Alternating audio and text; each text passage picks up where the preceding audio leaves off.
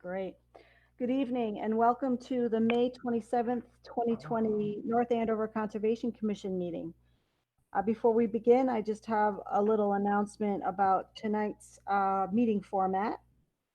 Pursuant to Governor Baker's March 12th, 2020 order suspending certain provisions of the open meeting law, MGL Chapter 30A, Section 18, and the Governor's March 15th, 2020 order imposing strict limitation on the number of people that may gather in one place.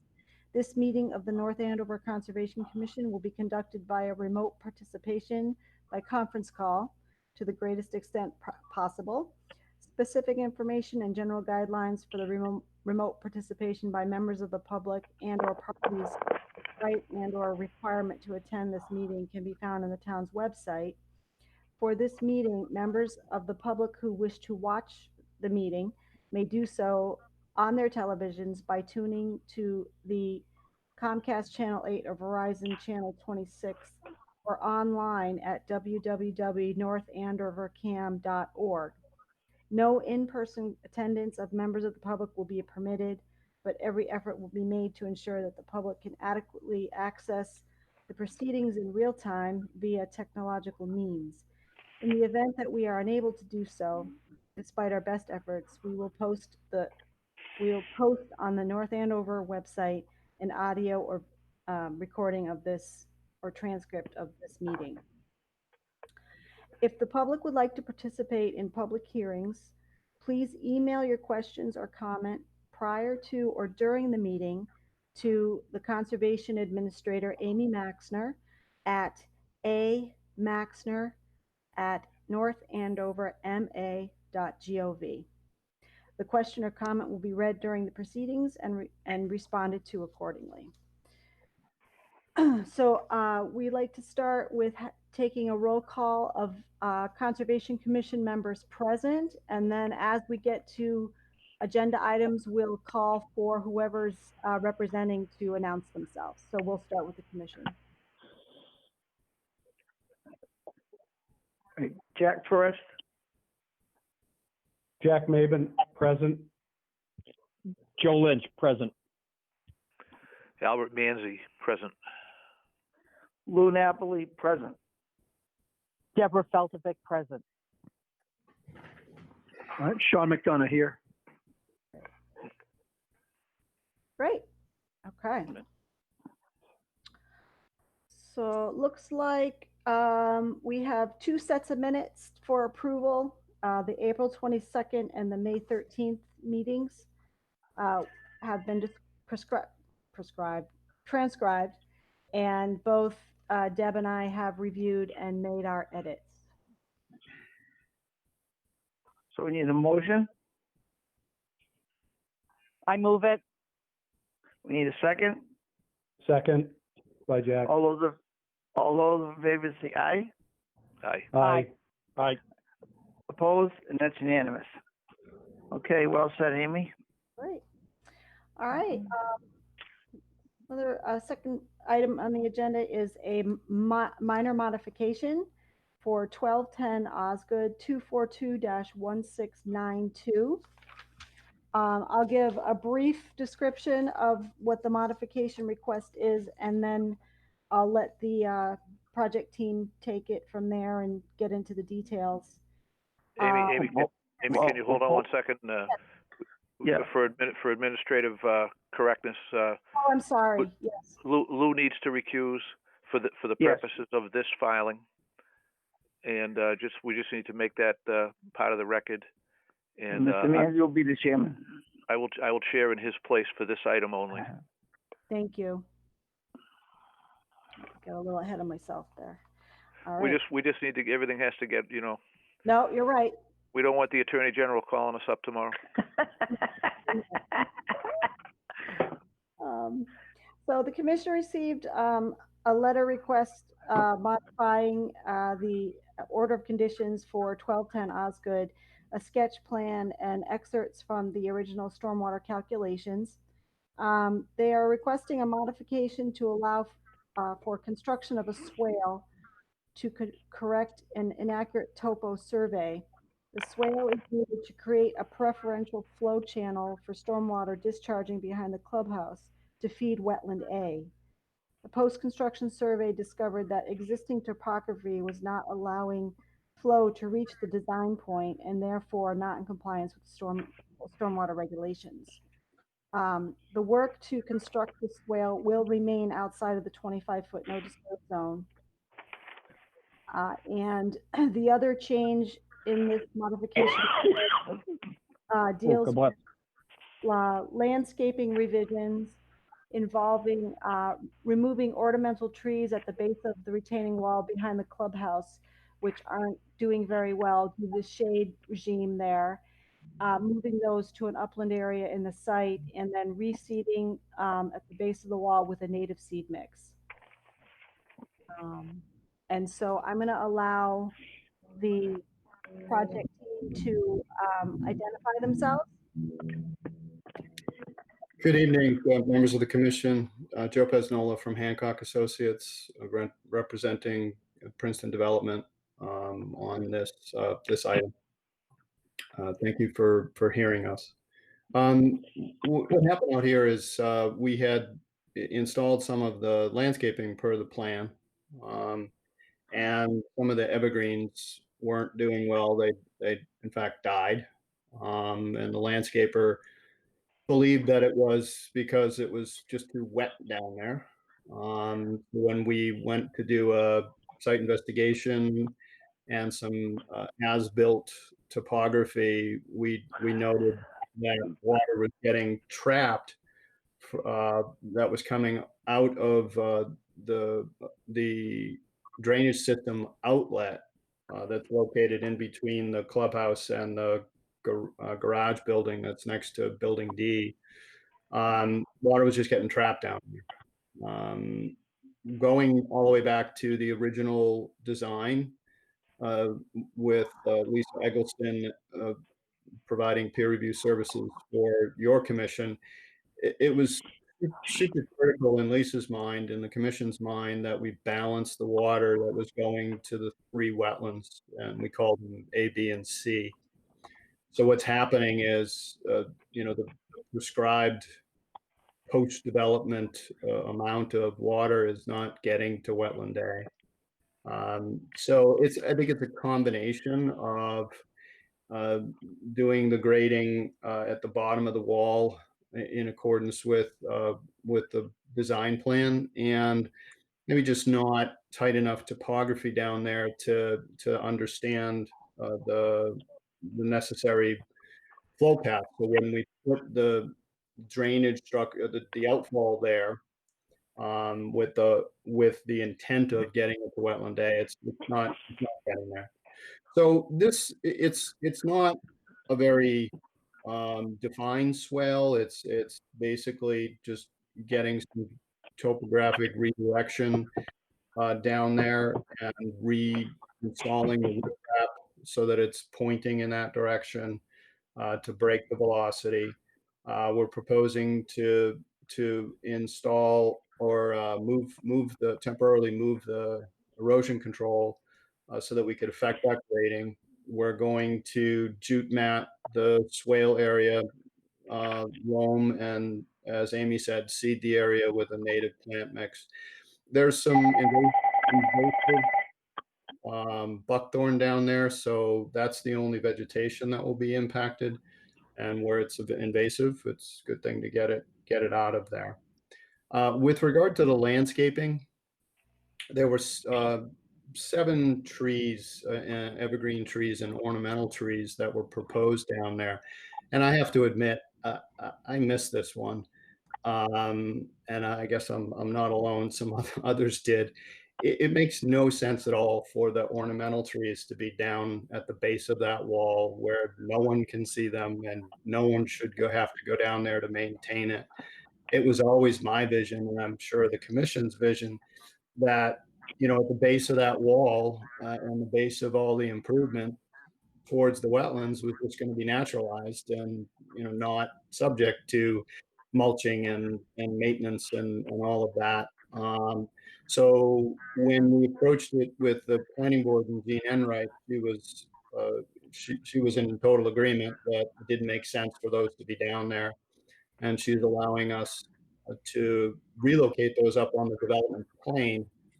And as Amy said, we'll just revegetate that area with a native mix and let it grow in naturally, and not have to go down there for maintenance. We think that once we get this swale or this regrading done, that other than getting down there to do routine inspections of the riprap and the outfall there, there's not going to be much work at all that ever needs to be done maintenance-wise down there. So I think that this is a minor modification. Its total purpose is to comply with the intent and the design intent to meet the stormwater requirements, to balance the post-development flows to each of the wetlands. Happy to answer any questions with regard to this. Mr. Maben, I believe you're first out according to the order of fire. Thank you, Al. Yeah, I mean, my first comment is I think the rationale makes sense. If the water's getting trapped, it needs to be channeled down. It looks like the water was intended to flow to that particular wetland, so I was thinking as Joe was talking that we should maybe ask Lisa Eggleston to just approve this modification request, but it seems pretty obvious. I guess my only comment is about the swale itself. I see what you're trying to do, and it looks like it makes sense. But in the past, we've seen swales where at the location where it comes up to the no disturb zone, we've had some riprap in that location to prevent any erosion into the no disturb zone. And I see that you don't have that. You have it in another logical place, where the water enters the swale. So I guess, that's a little bit of a concern. Just because I've seen it before doesn't necessarily mean it has to be there. But it poses a question to me, is that jute matting and seeding going to prevent any erosion, any migration of fines down into that no disturb zone, which is, I know what we want to prevent during construction and then after construction. So if you'd like to comment on that, Joe, go right ahead. Certainly. I mean, as I said, it's not a classic swale. It's a function of regrading. We've looked at the flows, the anticipated flows, the velocities. We've sized the riprap in the original design, and that's not changing, 16 feet long, to break the velocity. The jute matting is just belt and suspenders to handle any erosion while the seed germinates and takes hold. We're confident that at that point, the vegetation will do its job at the anticipated velocities, not to have any additional scour. But certainly within the inspections under the O&M, they can note that. And if need be, we can either repair or supplement the area with some wrap, in the future. But I really don't think it's necessary now. And I think keeping the area naturalized and vegetated is the best way to go for the long term. I have no more questions, Al. Okay, thank you. Joe Lynch. Jack actually jumped on exactly where I was going to go, except I wasn't going to bring the riprap all the way up to the terminus of the swale. I was going to turn the corner more. If that is 16 feet out, I was going to say take an additional 16 feet, because whenever you make water try to turn a corner, it's going to create some turbulence and some scour, and I think that the riprap needs to go a little further, at least double what you have there, but not all the way to the end. And okay. I do have just a drafting question. You've got a top an annotation of top of 14-inch PVC. I don't know a 14-inch pipe that's made. Is that a drafting error? That's probably a survey error. They probably measured the outer diameter or whatever they did, and it got drafted up that way. Yeah, that's a 12-inch. All right. So I think, I'm going to stand firm on the riprap being double what it is, but not all the way to the end. But I had the same concern. I think that directional change is going to create an opportunity for scour, right where that turn is being made, and I think I need to see that. And that's Okay. all I have. Happy to do it. Joe Pesnola, Al Manzi here. My question is probably not as clear as the other questions. The drainage swale that captures all the water that needs to be evacuated out and treated. This flow that you're talking about, is this treated flow that's been captured and taken to the frac tanks, or is this uncaptured, untreated flow that we're talking about? Oh no, this is stormwater overflow from several of the underground rain store systems. So it's been treated before it enters the rain store, and this is just an overflow for the larger storms when that overflow is engaged. So it's totally clean, and it's yeah, it's not something that needs to get into the frac tanks or go through the treatment system at all. I mean, how do we know that it's not being tested, right? I'd have to check with Mr. McManus with regards to whether he's tested any of the outfalls when they are going, to see if there's been any testing on that. But that's water that's in the again overflow from the rain store system. I guess I'm not an engineer, so bear with me, but I was under the impression that everything was being captured in some way at one of the interceptor trenches. Everything was being captured and pumped, tested and treated. That's been my understanding since we started working to correct this situation. Testing the pH levels. Yeah, the system's been the system was offline for a long time, and once we stabilized all the area and put the drainage system online, the outfalls there's 4 active ones and one that is related to the commercial that's not yet active. But those are not being captured by the interceptor system because they're overflows from the stormwater system. So that's been in the design, the Lockwood design from the start.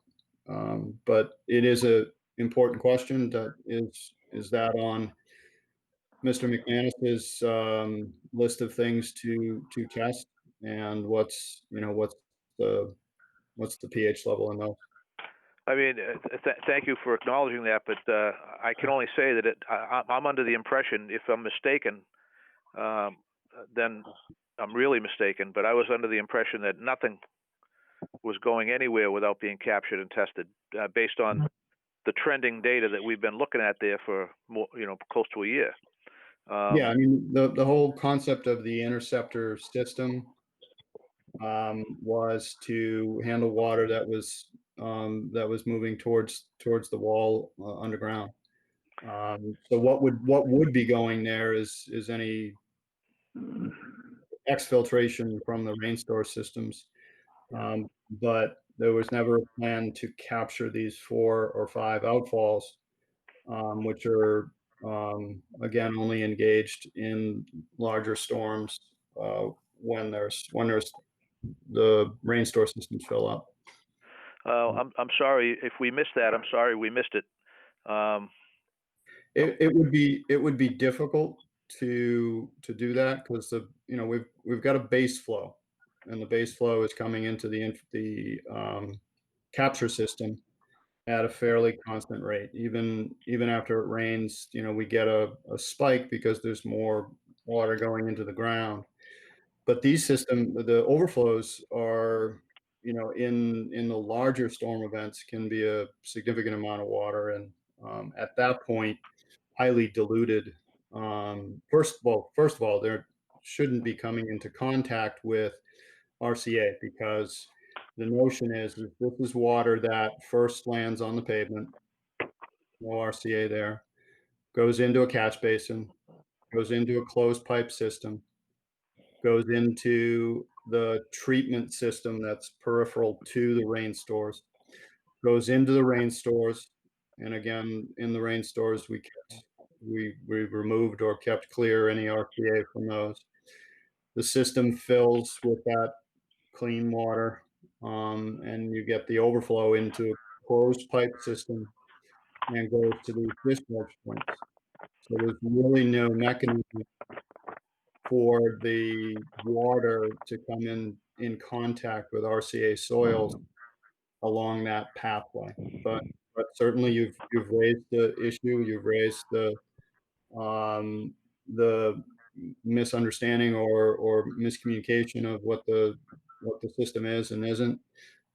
So I think critical to this is making sure that it's in Mr. McManus's uh, list of things to be checking, is the pH on those outfalls, and make sure that that's happening. Okay, I will, Al, thank you. Al, Yes, this is yes. this is Joe. This is Joe Lynch on a follow up to that. Joe Pesno is pretty accurately describing exactly the premise from which we approached all of this from the get go. That I don't want to rehash it all, but truly, it's the only outfall out of this particular location is when the runoff from the surface from the parking lots over just simply can't soak into the ground through the rain stores fast enough, and therefore runs out. So it's never in contact with RCA. That was always the thought. And that it was the opposite concern of ours, is that the water getting into the rain stores, even though the stormwater system wouldn't be over any RCA, would still find its way to get it into a water table that would move through other parts of the site. And that's where the interceptor came into play, and where the pump test and treatment all was occurring. So I think Joe described it very accurately. This wasn't a miss. I think this was exactly what we had in mind. Well, I appreciate your opinion on that too, but I think I'd like to verify it. I'd like to know. Oh yeah, no I doubt. would just like to know. I think as far as what we might do on this modification, I think it might be contingent upon the verification only. But I think what they're proposing is the right thing. You know, the idea was always to move the water to that wetland area. All right, so let's just know that when they say the water's clean, let's know that that's true. Let me send it down the table. Who's next? I am. I appreciate, Al, your assessment of all of that, because I too thought that everything on site should have been, tested, but it would be very good to have the verification in place, so we'll know the next time that, we're all speaking the same language. That's it. Okay, thank you. Mr. Chairman, if I might, just Dan Brenner's on the line with us, and also just reaching out to Amy. Do either of you have any understanding from the protocols in place for pH testing if these outfalls are included? Well, I can say that not formally, but when I've been out with Paul McManus on a couple of occasions, we have walked past some of those discharge points, and there was one that had a frog in it. So we decided, oh, what the heck, let's test it. And it tested, the pH was fine at that point in time. But, it was on our minds, and, he had the equipment to do it. So we tested. Yeah, certainly not a big deal to add to the protocol. I would just caution that they're not going to be flowing all the time. It's only after rainfall significant enough to engage the overflows. And Joe, can you just remind us what storm events that happens, overflow happens? Is that just a 100-year storm? I would have to look back at the calculations to see when each of them engaged. I think because there's so many systems and there are multiple systems contributing to each discharge, there's variation. But certainly I can I can let you know for each discharge when we might experience, when we're at least theoretically uh, going to experience a flow from those. Okay, Debbie, you set? I'm all set. Yep. Okay, Sean, are you there? I am. Can you guys hear me? We Yes. can hear you. Yep, you're on, Sean. Excellent. Excellent. So we became aware of this issue because of observations made on site that the water wasn't flowing where it was supposed to flow. Is that right, Joe? Yeah, it was getting stuck. Yep. And And then you came to learn, based upon what you observed out there, that there was an error in the survey plan. Is that right? not so much an error, just maybe not enough microtopography to fully understand. We had contour lines, and we had a discharge that within a short distance was intercepting a contour line perpendicular, and you would glean from that we should have flow from point A to point B. Right. And the microtopography and the way that they backfilled the bottom of the wall just wasn't, and the way that they pointed the riprap, maybe not angled enough. There just wasn't enough sensitivity to where the water needed to go, and it just wasn't making it there. So now we smattered the area with additional topography shots and really got a better understanding of how that water needed to flow. Got it. So in the plans that were prepared before, those were the ones that were submitted for stormwater review, correct? Oh, absolutely. Yeah. And now we know that the conditions that exist out there aren't in accordance with the plans that were submitted for stormwater review.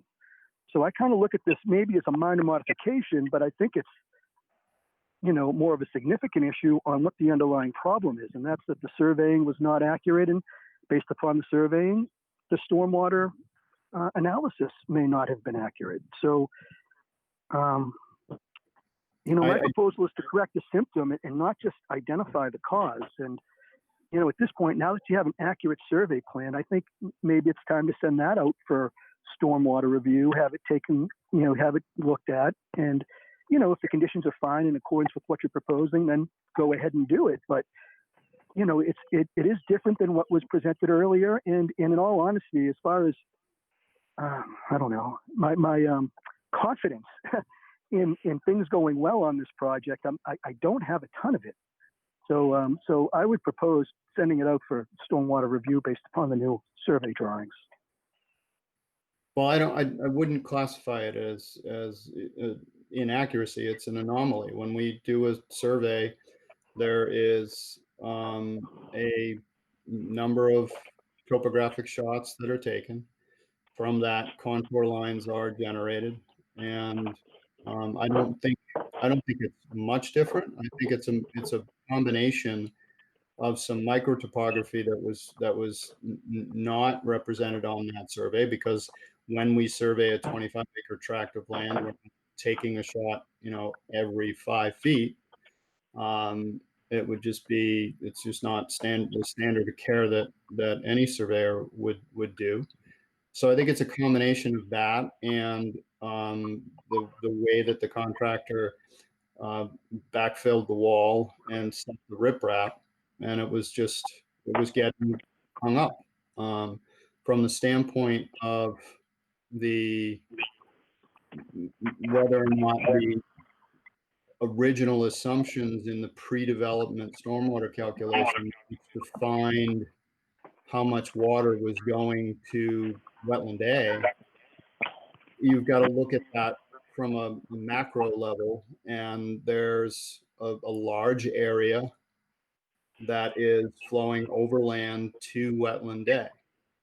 We then interrupt that area with a series of walls and the clubhouse and the entrance drive, so that what is flowing overland to wetland A is significantly smaller.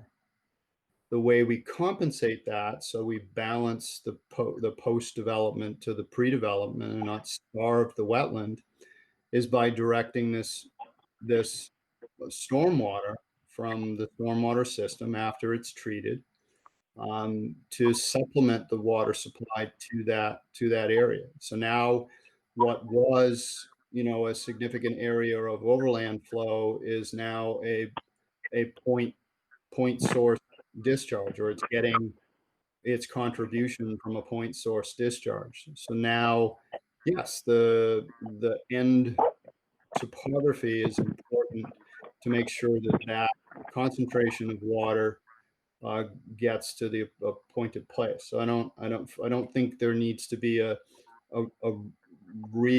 review of the underlying premise based on the information that we have now. It was an amount of water going to Wetland Day, and what we're merely doing now is ensuring that we're consistent with that that analysis.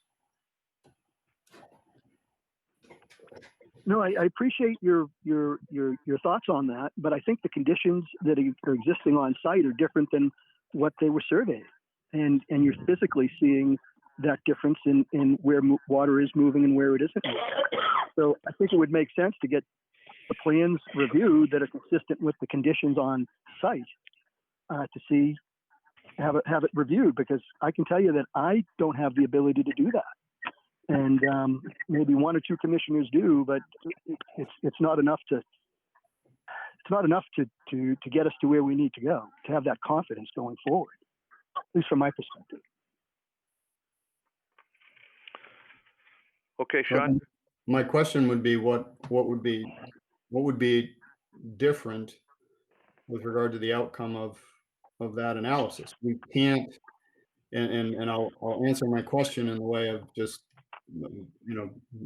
driving home my point. We now have to assume that the pre-development conditions were as analyzed, because we don't have pre-development conditions on site. So now it's a matter of how do we match that? How do we stay consistent with that design intent? Well, that would be a job for a third-party peer reviewer. That's exactly what their job would be. No, what I'm saying is that none of us have access to the existing conditions outside of the survey that we submitted, because it's all changed. Yeah, it's not placing blame. It's just pointing out that it's different than what was surveyed, and as a result of that, we should examine what exists there. And again, if I were a stormwater specialist, maybe I could make those calculations and do that, but I don't have that ability. So that's the perspective that I'm coming from as a member of the board. Not blame that the original survey didn't show it. Just realizing what we've been through on this project so far, realizing something's different than what we anticipated, and trying to take a cautious approach. That's all.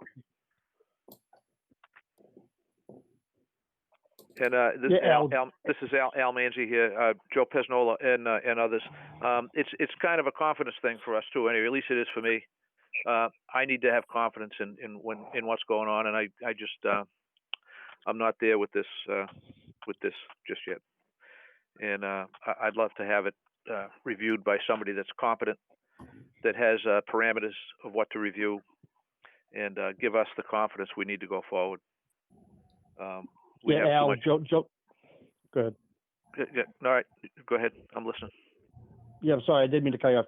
Finish up. Nope, that's good. I just need confidence, Joe, and I don't have it. Yeah, I hear you. This is going to be one of those areas where my profession is going to kind of conflict with your ability to have confidence. The standard of care that was used in the beginning of this thing with regards to survey is no different than any project ever done anywhere, anyhow, except that, in fact, on the flatter areas, they give us 1 foot contour intervals. We typically get 2. Thinking about getting water to flow and break a bubble, we're talking about, by survey, interpolating those contour intervals within 2 foot intervals and trying to get water to flow uphill over 2 feet. what we have is their survey going to the level of 1 foot contour intervals, and by the fraction of 3 inches here or there, the water, instead of going left, goes right. The discharge out of the pipe is no different than it's designed. The capture of the water upstream is no different as designed. How it gets into the stormwater system is no different as designed. It simply just doesn't get to the wetland and hangs around the the retaining wall. So any review, I hate to say it, any review is just a complete spinning of wheels. You're going to have no higher confidence or no less confidence than you have now. What you really have is the survey done properly and with no physical way to go in and determine, this is what Joe was going at, and no physical way to determine what the actual micro survey was, something less than 1 foot, something less than 3 inches. You can't do it because you can't reinvent the wheel. The land is already disturbed. There's no way to do what you're asking.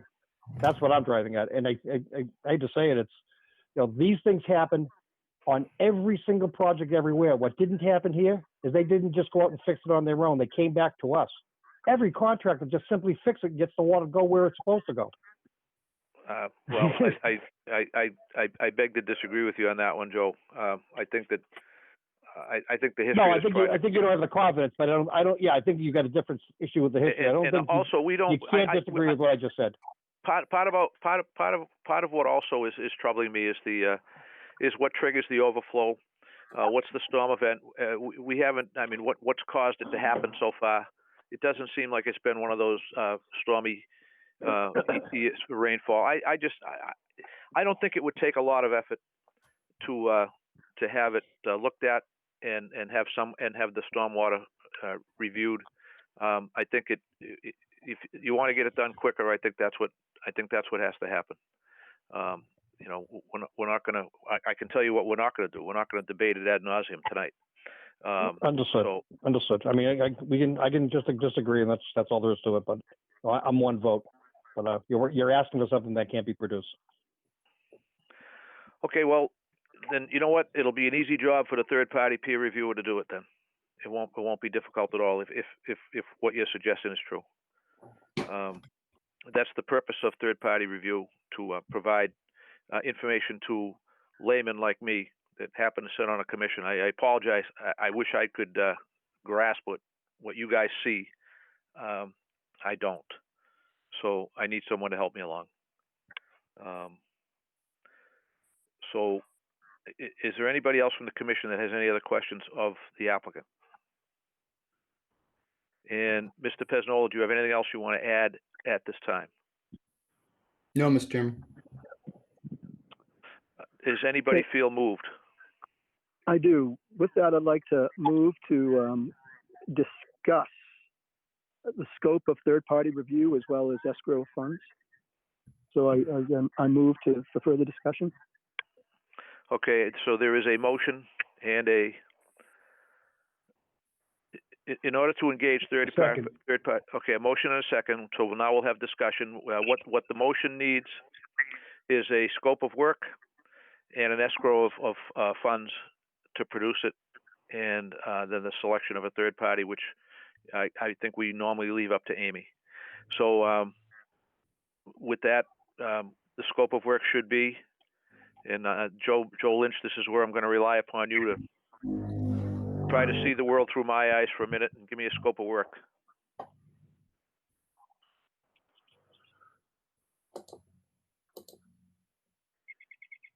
Must be muted. Sean. Yes. So the third-party review. It sounds to me that we're talking about a specific area of the property. Okay. Limited to the area where the swale is. I don't know how far we have to get afield from there, unless there's concerns in general about areas further off. I think we just want to know that any change made as proposed continues to keep the stormwater as designed. The stormwater will not require the stormwater to need a redesign or any reworking in the area. And I think definitely I want to see some test results on what's come through the capture point. So I guess the first thing is to review see the old survey, review the new survey, look at what's proposed to fix it, and lastly is the capture points. And have someone with stormwater, Lisa Eggleston or somebody, just relook at it and tell us that yes, this is fine, it's going to work, or it is working. That's the scope in layman's terms. Just so you guys know, I got a text from Joe Lynch. He had to step away from the meeting for just a bit, and he'll try to get back when he can. So that's Okay. what he didn't answer. Okay, that's fine. That's fine. So does anybody on the commission have anything else they want to add to Sean's motion? Well, we have to talk about escrowing as well. So as far as escrowing amounts, will $1,500 be sufficient? I mean, I have no idea. We're talking about critiquing or reviewing the survey, and then having Lisa or somebody qualified re-looking at the stormwater with respect to this specific location. Correct. Comparing Okay. the two, and then looking at the proposed remedy. Yeah. And also, I believe in the early part of the conversation, there was an agreement to do some baseline water testing as well. Mr. Chairman, if I might just qualify Say it again. If I might just qualify the baseline testing, we have to again have a rainfall that engages that outfall, that creates flow from that outfall. So. Okay, that could be worded accordingly. And would it be possible to, if that doesn't happen in the time frame between now and the next meeting, but we can effect the peer review, and I do believe that 1,500 is more than adequate based on what we spent to come up with the fix, that we might still get approval for doing the work without the baseline testing, because it's the outfall's there. When it rains, the water flows. So we appreciate your concerns, but we're two separate issues with regards to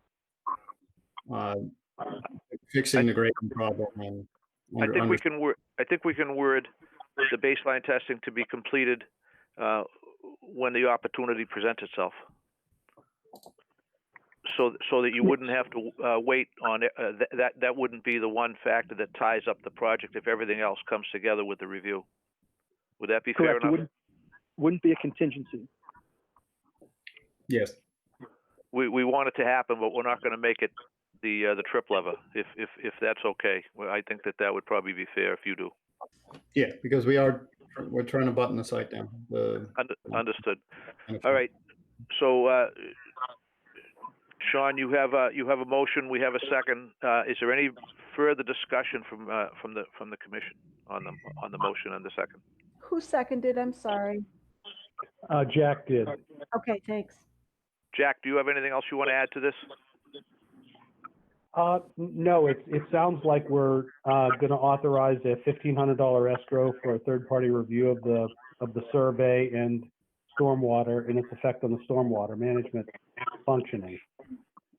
And the parties agree that going forward they'll analyze the water, do some baseline testing on the water for us. Yep. Okay, so we have a motion and a second. Any further discussion? I hear none. All those in favor of the motion signify by saying aye. Aye. Aye. Any opposed? Anyone opposed? I hear none. I would like to interject one thing. Hello? Yep. Go ahead.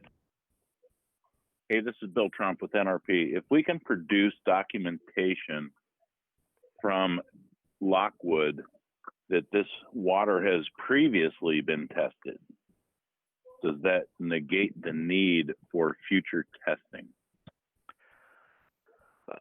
You would have to be captured that information on previous storm events. Yeah. Can we just move forward with the peer review of the design? Are we not capturing that water anymore? Are we not testing that water anymore? they actually are, to be honest with you. I think we have a lot of data on that water.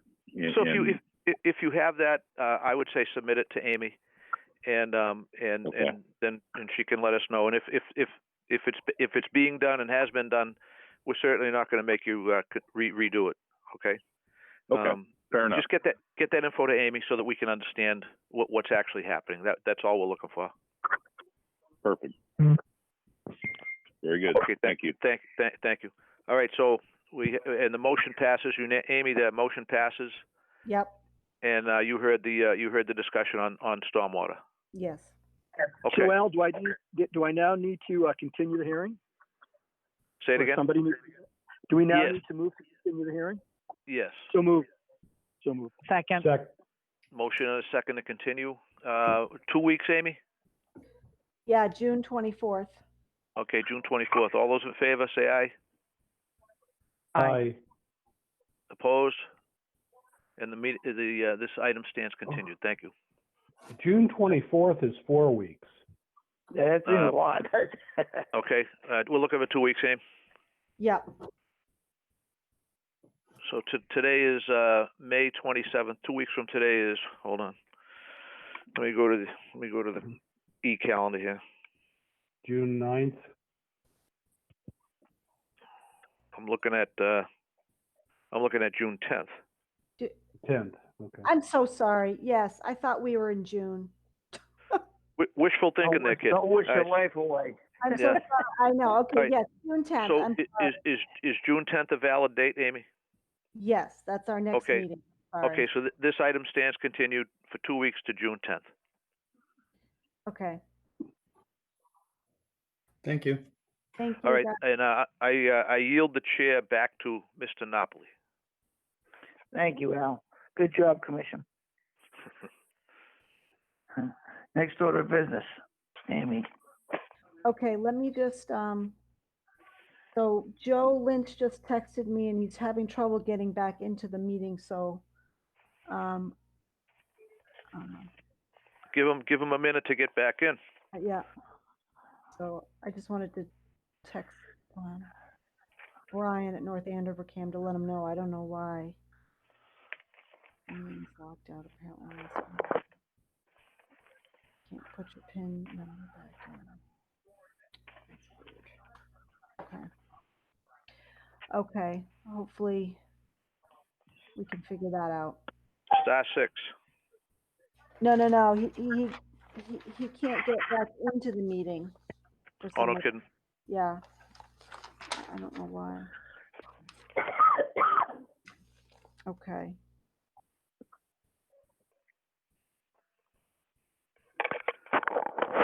Thank God the iPhones are working, huh?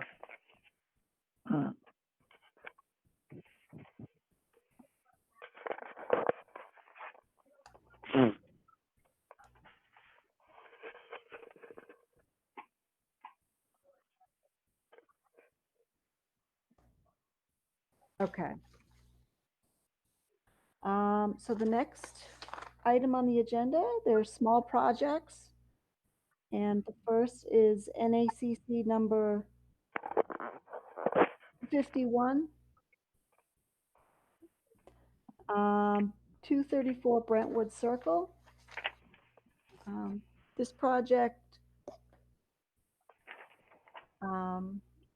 involves creation of a landscape and planted area with an interior area of lawn within the former footprint of an in-ground pool.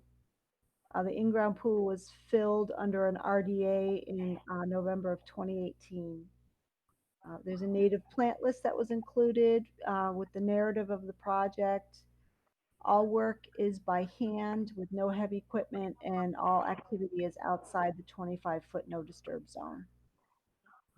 We do have a project representative here this evening. If you have any questions for her. All right. Jack, Can you hear me? Jack, do you have any questions? As Yeah, well, we're going to go through the commission's questions, Carol, okay? Yes, can you hear me? Yes, we can.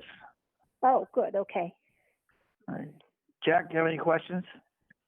Amy, yes, I do. Amy, have you had a chance to review the plantings list? And do you agree with them? Yes. Yep. And I think they're majority natives, and there were any of them that are not. They're not they're not invasive or aggressive non-natives. Okay. And really, my only other question is the plan with the red rectangle on it. It doesn't clearly show that the limit of work is entirely outside the 25-foot no disturb. I think that's a requirement of the small project bylaw, and you know, it needs to be clear to the applicant, to everyone involved, that the limit of work is 100% outside the 25-foot no disturb zone. Okay. So maybe we make that a condition of the approval. It needs to be clearly depicted in the field, because it does get pretty close, it looks like. But other than that, it looks like a beautiful project, and within the 50-foot no build zone, it looks like a nice use of your yard. Terrific. Thank you very much. No other questions, Lou. Okay. Is Joe back yet? No. Oh. Yes. No. All right. We'll table Joe in case he gets back. Al? Good evening. I'm looking at the sketch, and I'm looking at the filing, and I really have no problems with it. I just I note that the applicant has stated that it's outside the 25 no disturb. So as long as we're sure of that, I have no problems with this at all. I think it's a good project. Thank you. All set, Mr. Chairman.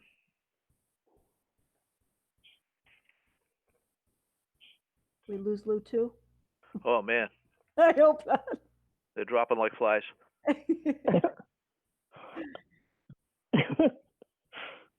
Lou, hit star 6, buddy.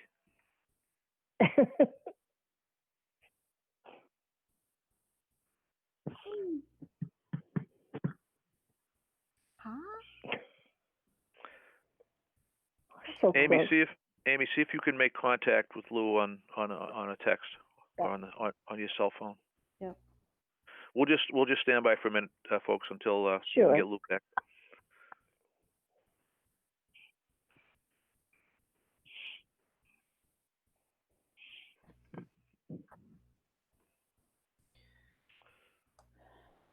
I hope he didn't kill the battery on his cell phone. Oh gosh.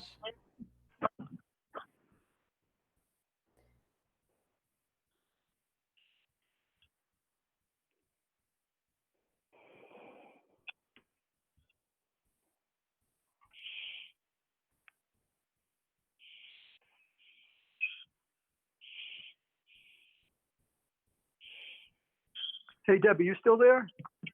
I am. I was going to say, moving on, I have reviewed all of the documentation for this small project, and I'm in agreement with it, and I think it's a good project. Great. All right, Glad Deb. you're there, Greg. Thank you. Yep. And this is Sean. I don't have any questions either. I think it's a good project. I think it's a G. And as soon as we get everybody back on the line, hopefully we can move it as a G with one condition, that we go ahead and mark the 25 beforehand, and she'll have her garden set up. Sean, hang on one second. Thank I'm you. trying Lou on my phone, and if I can get him to answer. Yeah, he's, All right, I have Lou on the line. Hold on one second, guys. Okay, Lou, we need you back at the meeting there, buddy.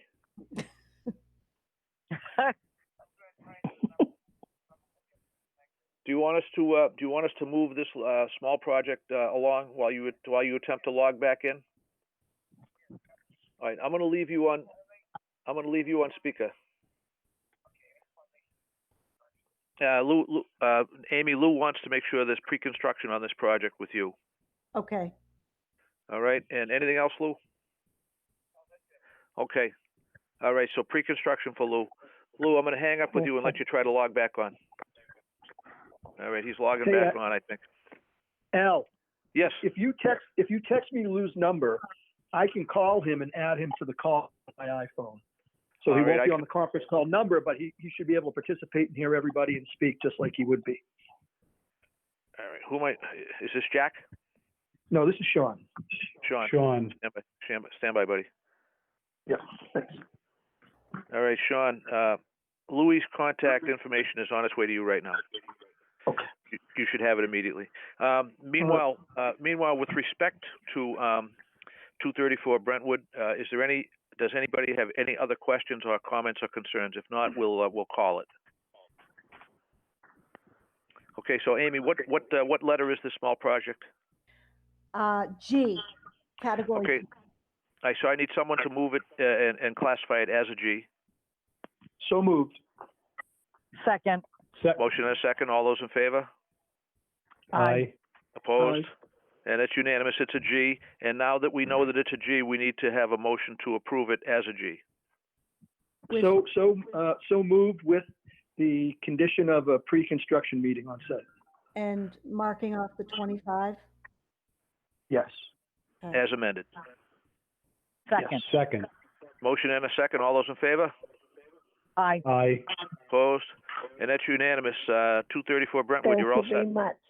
Thank All you. right. Thank you I'm very gonna go much. try- I'm going to Amy, go try I'll to be in fetch touch. Lou. Okay. All right. Very, very good. 234 Okay. Brentwood is good. And do we have Lou back? I'm going to go fetch him right now. You fetch him. We're gonna wait a couple seconds here. Why don't we open, Amy? Let's open NACC number 252, 246 Candlestick Road. All righty. Okay, so this is a small project permit for replacing an existing deck in the same footprint at the rear of the house. The existing deck was shown on an as-built plan for the construction of an in-ground pool that was actually, it received waivers to be in the no-build zone. So we have, a plan. Excuse me, just to let me interrupt. So, Lou, are you on? Yes, I am. All right. Beautiful. Amy, everybody there? Joe, All right. Joe is still not Excellent. with us. I don't know if you can do it with Joe too. I don't know how many calls I can add on my iPhone. If somebody else has an iPhone and they know how to do it, I think they probably could. I don't know if I can add I don't another know. person on So- here. We'll let Joe get himself back on when he's ready. He knows how to do it. Lou, you're back, so you take over. We opened up 250 NACC number 252, 246 Candlestick. We're just opening that up right now. Okay. So go ahead, Lou. You're back. Run it. Run the show, buddy. All right. All right, buddy. Fire away, Amy. Okay, hold on. I'm giving Joe North Andover's number to see if this can work. Hold on. Bear with me.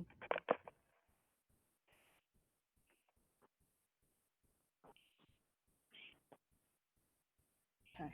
All righty. So like I said, we do have a representative here this evening with us, Richard Shalone. And if you have any questions for him, he's here for us. But basically, this is, replacement of an existing deck in kind at the rear of the house. You'll see on the as-built plan that a teeny tiny corner of this deck is inside the 50, but it's shown on the as-built that got approved. So I think we have a legally existing deck that would qualify for a small project permit category B.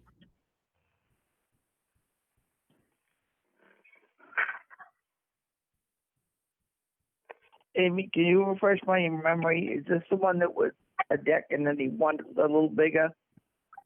Is this the one you were talking about? We talked about? No, this is not the same one. Okay. All right. Jack, any questions? Not at this time. Al?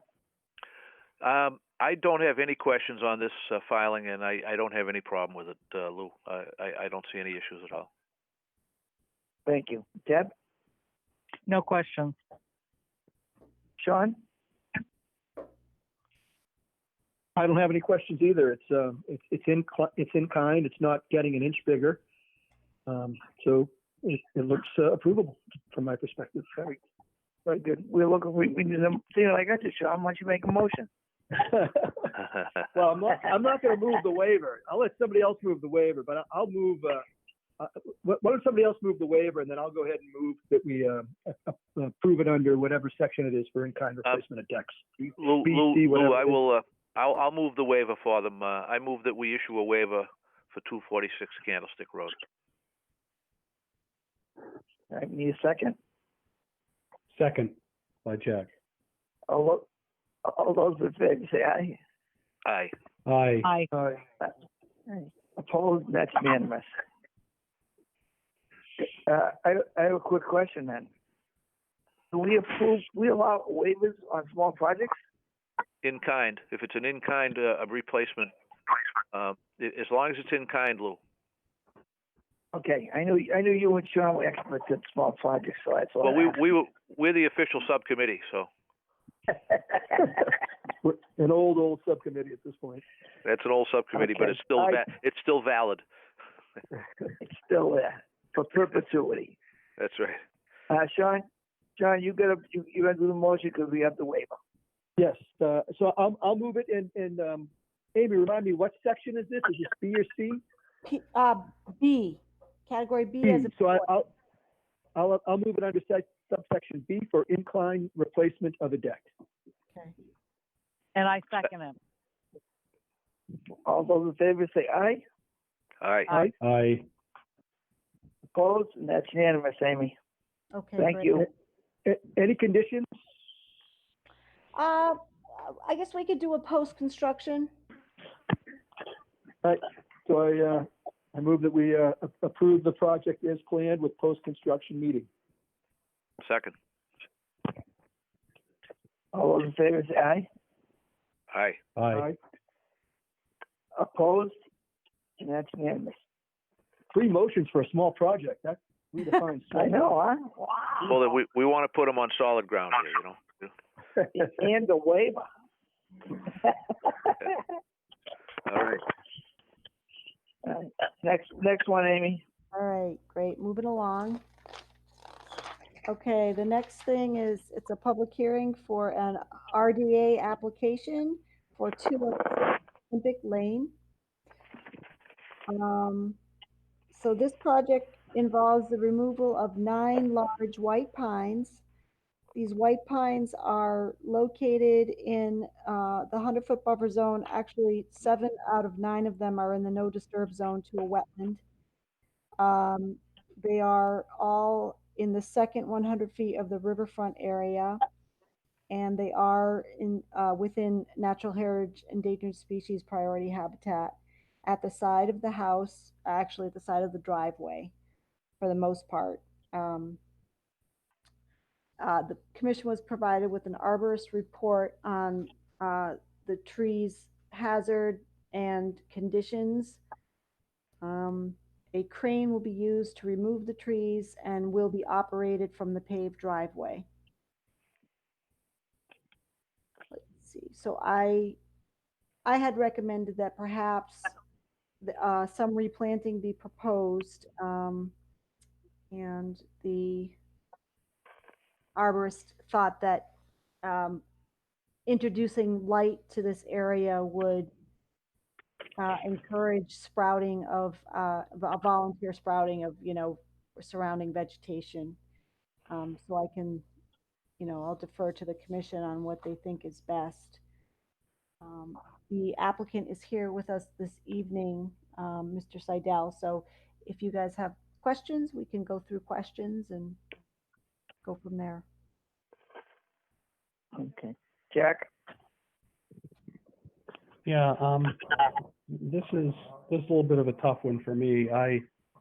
First of all, I fully appreciate the danger of white pines within 50 feet of your house. I completely understand that those trees are notorious for falling and sometimes in the wrong direction and being a safety hazard. So I am totally in favor of them removing the trees. I think they've done a pretty thorough job at that.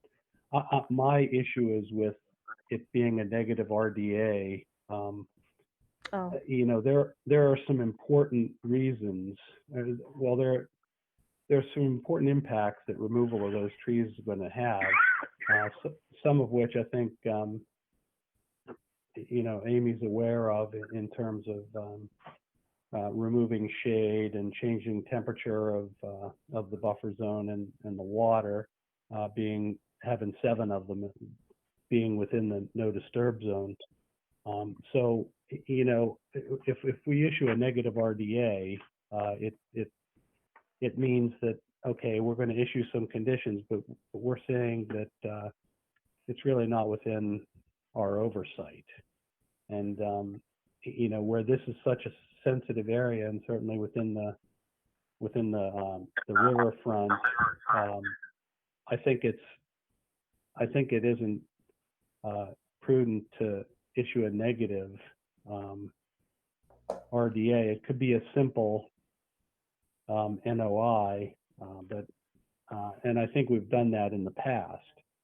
But if we just give up our jurisdiction over this project, being it in the no disturb zone, I think it would be a mistake, and it would be against some past practices that we've had in the past. So those are my thoughts. I don't really have any questions. I agree with the project. I think if the applicant needs these trees to be removed, I believe them, and they probably should be removed. I think the negative RDA is probably not the way to do it. So that's all I have, Lou.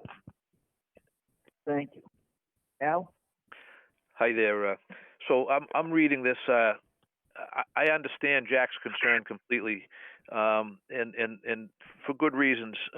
First of all, I don't object to the trees being taken down for purposes of protecting the dwelling. I understand that as well, and I understand that white pines, when they get to be a certain age, they just come down, and they could be 300 feet tall. But they are within the estimated priority habitat. All the trees are, and all are within the second 100-foot of the riparian zone for riverfront. 7 are within the 25-foot no disturb. They have a valid waiver request, which I've read, and I don't disagree with the waiver request. I just and I want to approve the project, and I want to help them protect their house. I share Jack's concern on the tool that we use to help them out. I'd like to defer down the table a little bit and have a chance to just think about it a little bit while I listen to some other discussion. Okay. Thank you, Al. Lou Napoli, I have a small formula that I tend to use when it comes to tree cutting, because it seems to be like a pretty regular thing for us.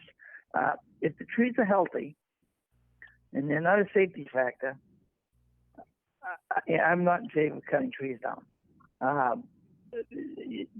Now, Amy, we had talked previous to this, and I thought it was on the understanding that it wasn't a safety factor. It is a safety factor now? Well, I think probably yes, because of their size. They are very, very tall white pines, and they are within 50 feet of the house, and some are as close as 34 feet to the house. So, would I want those trees next to my house? Probably not, knowing what white pines do. And with the arborist report, not all of them are in the greatest condition. But, I wasn't able to detect that when I was out there. I'm not an arborist, so, these conditions weren't obvious to me, but that's usually why we get an arborist to look at them. And this is an independent arborist. He's not with a company that is doing the work.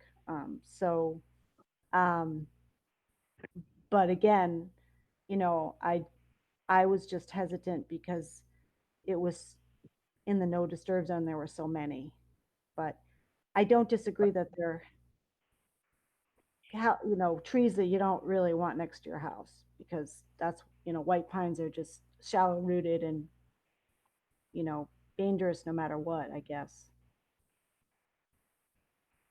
Okay. So, I guess we had discussed it. That's fine. The other thing is cutting down all these trees. There's 7, right? Is there 7? well, there's 9 altogether, but 7 of them are in the no disturb zone. Right. But, well, those 7 supply a lot of shade for the wetlands, for the critters, and it's in natural heritage. So, Right. So we're in a slippery slope here. I don't know which way to go, so I'm going to defer to Deb. I'm for one not in favor of cutting the trees if they are healthy. If they're diseased or they are a safety factor, then we can have more discussion. But it's just that it's exposing the wetlands to unlimited sunshine, which will probably make the critters move. Lou, Right, Lou, this is Al Manti. Can I Yes. comment on just one thing, please? Sorry to jump back in. Yes. That's okay. A similar approach was taken recently. The vegetation management plan that we authorized for the Lawrence Municipal Airport called for the elimination of about 13 acres of tall trees that were considered to be hazards under FAA Part 7. And one of the things that the airport did that I questioned at first, and I think you remember me questioning it, was exactly what you're talking about, the conversion of the wetland from a shaded wetland to a direct light wetland.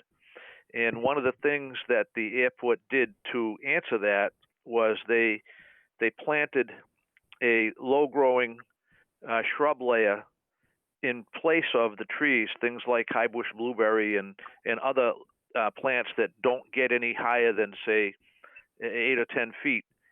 And what they've done is, if you look at that wetland ecosystem now, it has completely converted from a woody vegetated wetland to a shrub layer, and it's had no change in the wildlife, because the wildlife has continued to exist with the shade provided by the shrub layer that was planted. And it was a big project, and I was a very vocal opponent to it. But now it's been more than 5 years, and we've seen that conversion to the shrub layer wetland has actually completed.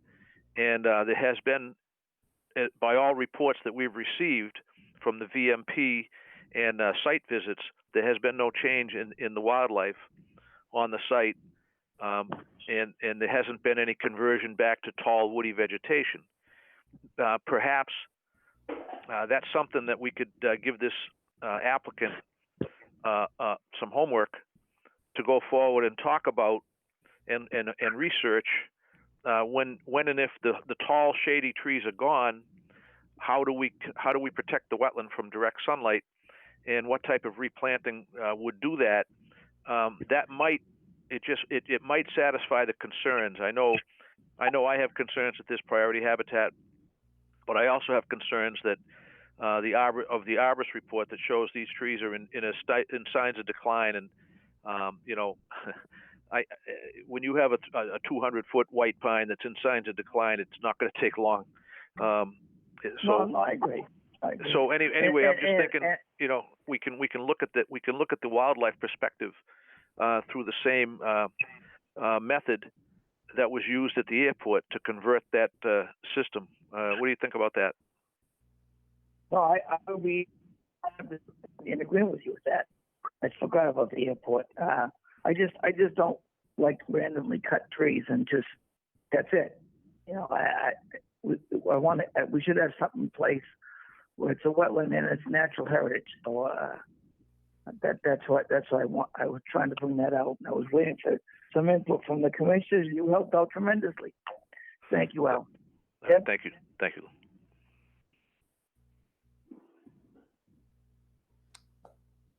So I think Joe. All to you, Deb. Okay, yeah, Al, thank you for that. I fully agree with what you said. And Lou, I definitely don't think that, if it's a healthy tree, you should cut it down. But given the fact that these are white pine, they're in a precarious position. They're very fragile, and they can really create havoc to someone's, house and surroundings. I'm in favor of cutting the trees down, but also to Al's replanting, furthering the enhancement of the wetland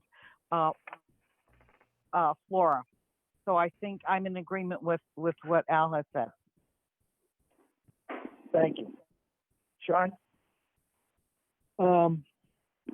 So the first thing that I think about is Jack's observation that he doesn't think this is a negative, and he brought up some really, really good points. And I think I agree with him. I think this is not a negative. Secondly, Lou expressed some concerns as to whether or not these trees really are in such a bad condition that they're a risk to the house. And if there is some question in that regard, then I would say that the right thing to do, because I'm not a wetland scientist, I'm not an arborist, I don't know what I am, but I don't even know why I'm on this commission. I know so little. But it would be my statement that if we don't know, if we question whether or not those trees are a risk, then we should have somebody look at them. It probably costs $150 to get somebody to run out there, look at them, and come back and give us an opinion. And then lastly, yeah, sure, if they are in bad shape and they should come down, then this is probably a provable project, even though it's probably going to be a positive as far as the RDA goes, again, from my personal perspective. And then the idea would be to try to, provide some remediation, and whether, and it sounds like planting some similar trees or other trees in that area would be the right thing to do. Those are my thoughts.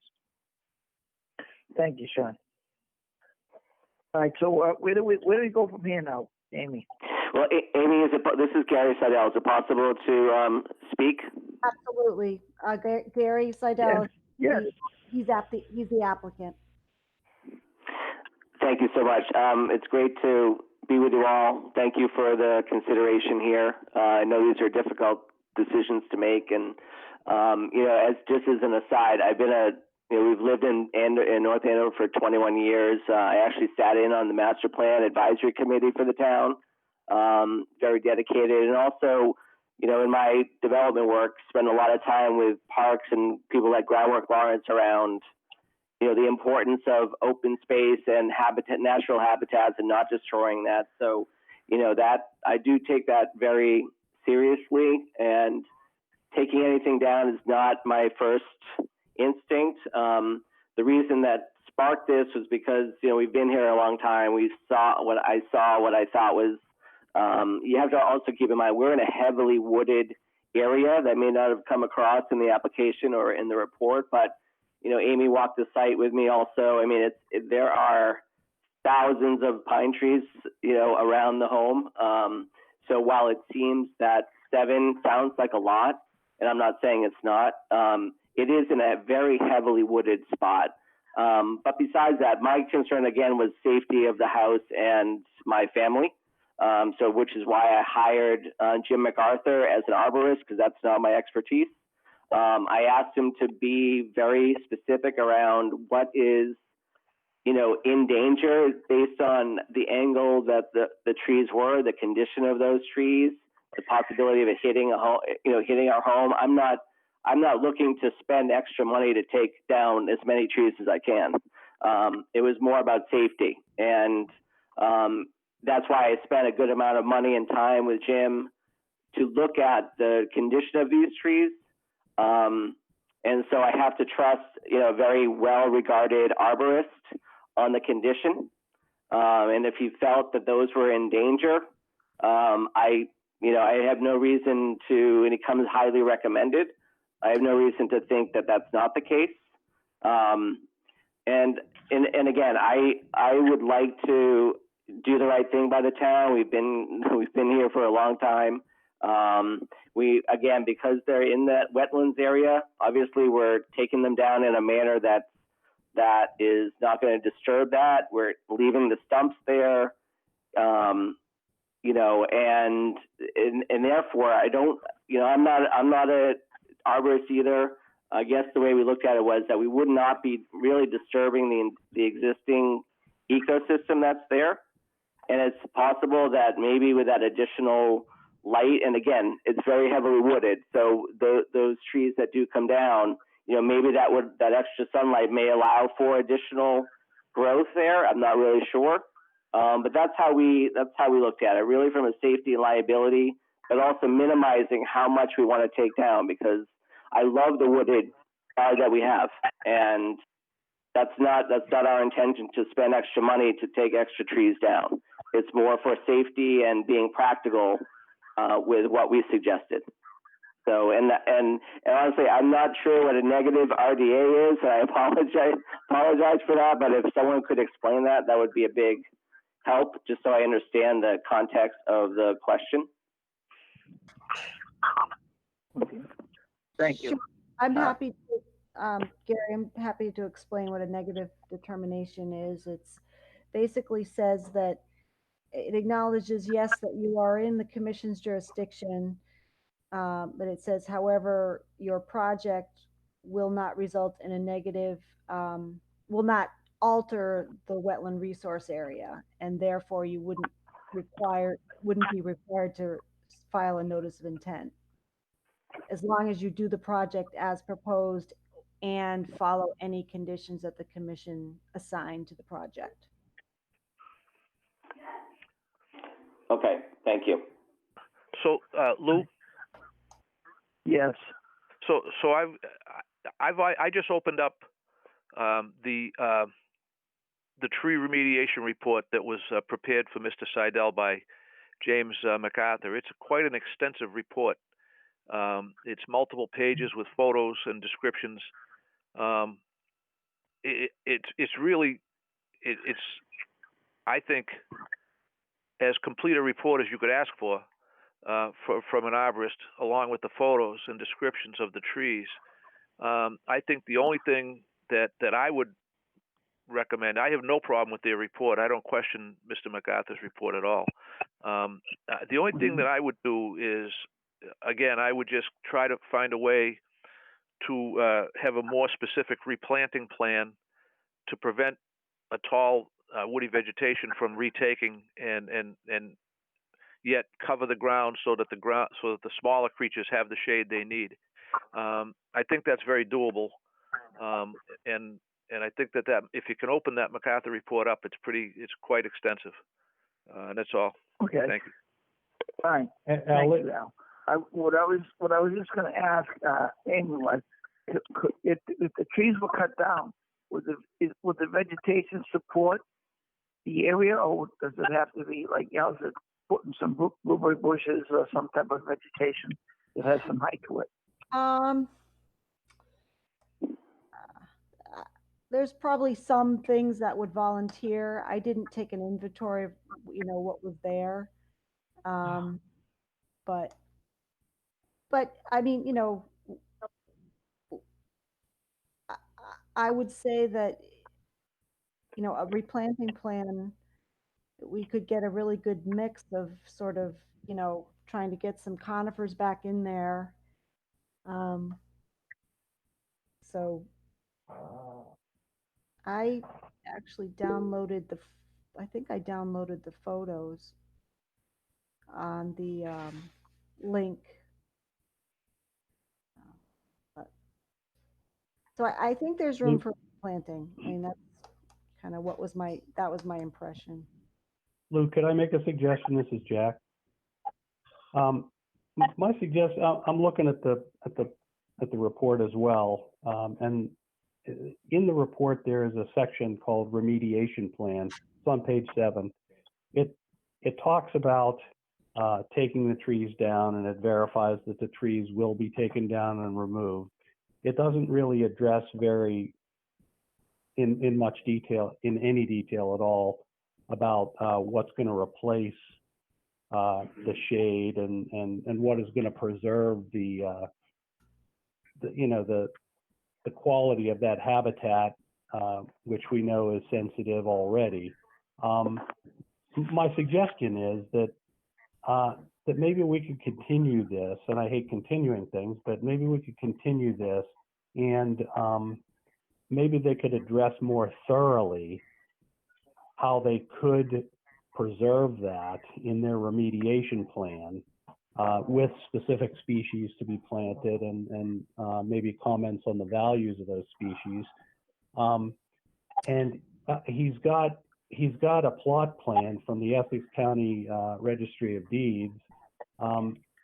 You know, maybe we could go with a pretty simple NOI with these additional details, and maybe with the maybe with some less formal markings on the deed, on the Registry of Deeds plan, and you know, and make this, you know, less painful for the applicant, but accomplish what he needs to be done, and still preserve our sensitive habitat, which we already know it's sensitive, and still, you know, keep control of the project because of all we've talked about up to now. Amy, are you there? Yeah. Okay. Yeah, I'm back. this is Sean. I'm back as well. Yeah, I don't know. We lost each other. I didn't touch a thing, Lou. I just all of a sudden looked and everything was gone. Yeah, everything was gone. All right, so good. I don't have to. I thought I was going to have to call into this and then get you on the phone. So I'm glad you were able to get in too. Yep. So all good. All right. So we need a motion to we need a motion to continue. Is that correct? Or does he have to refile? Is that what you want to do, Jack? My motion is to continue this, to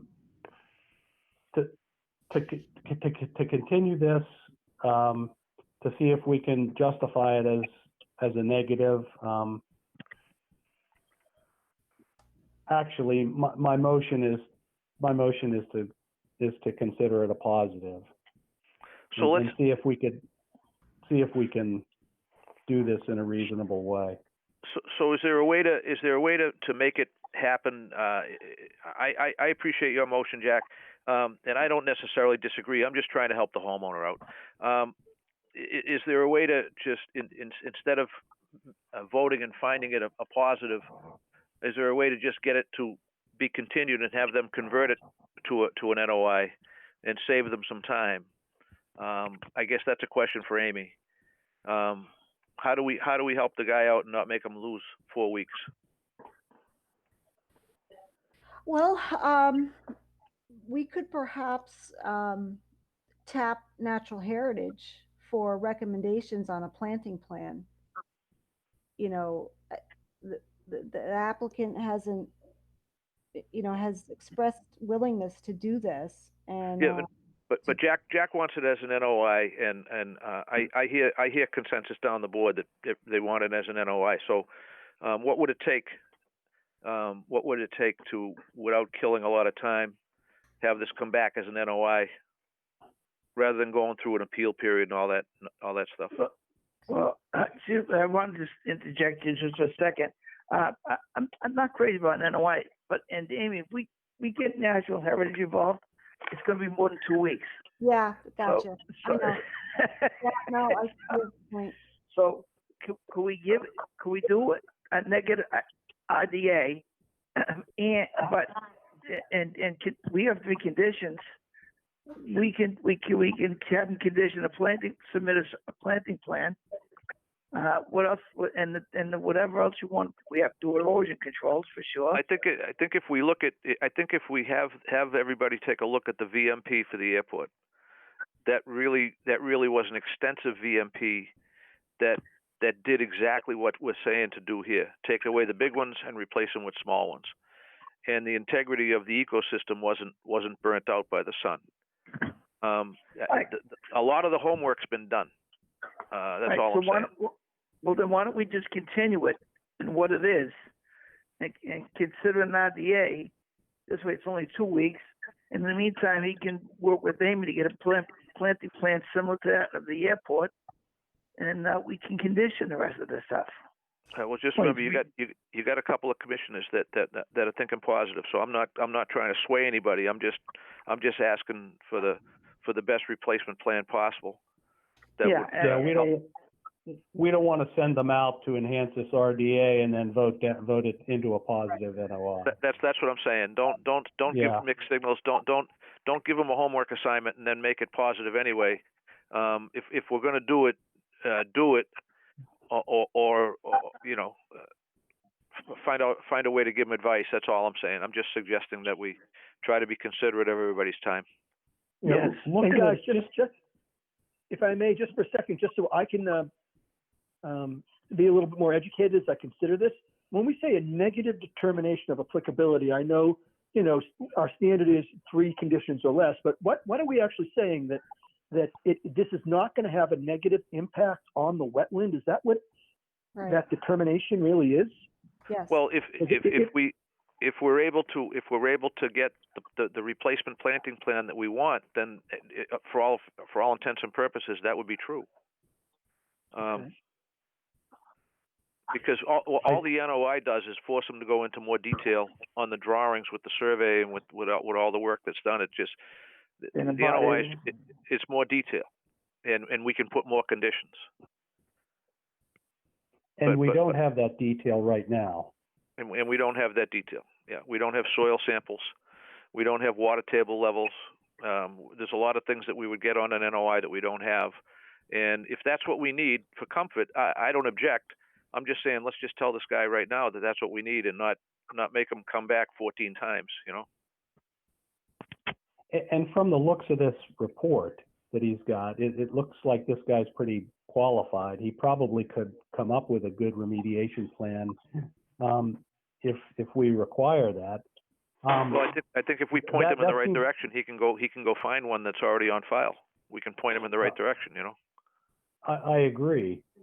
So that leaves basically some of the other NOI requirements that I think that would be questionable. I mean, would we be able to use a less formal plan in an NOI to make this work, where it's, in view of the nature of the project? We're not building a house here. We're just taking some trees down.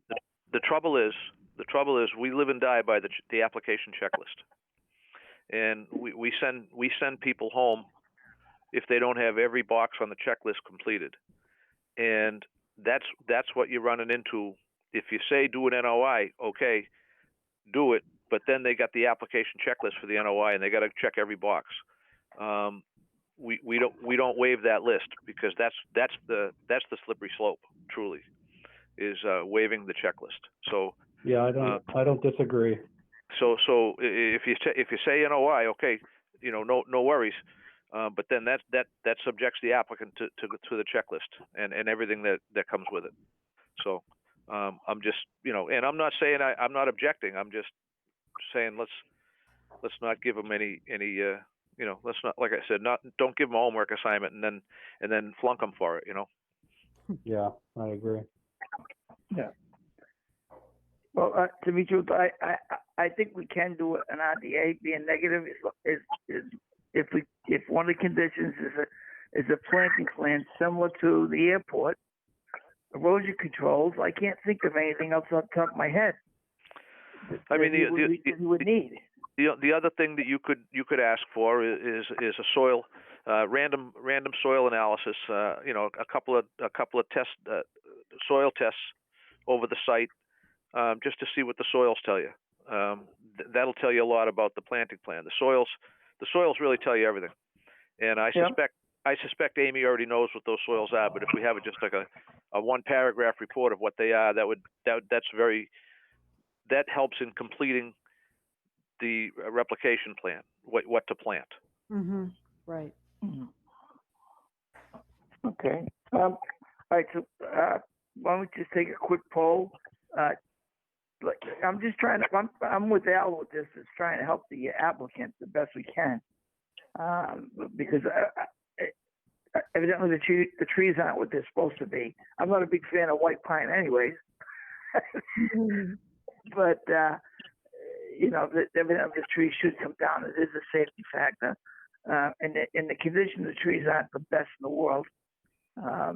So we're trying to help them there. but unfortunately, he's right in the middle of natural heritage and the wetlands. So, Jack, would you be in favor of? Would you think of an RDA, or do you want us to go NOI?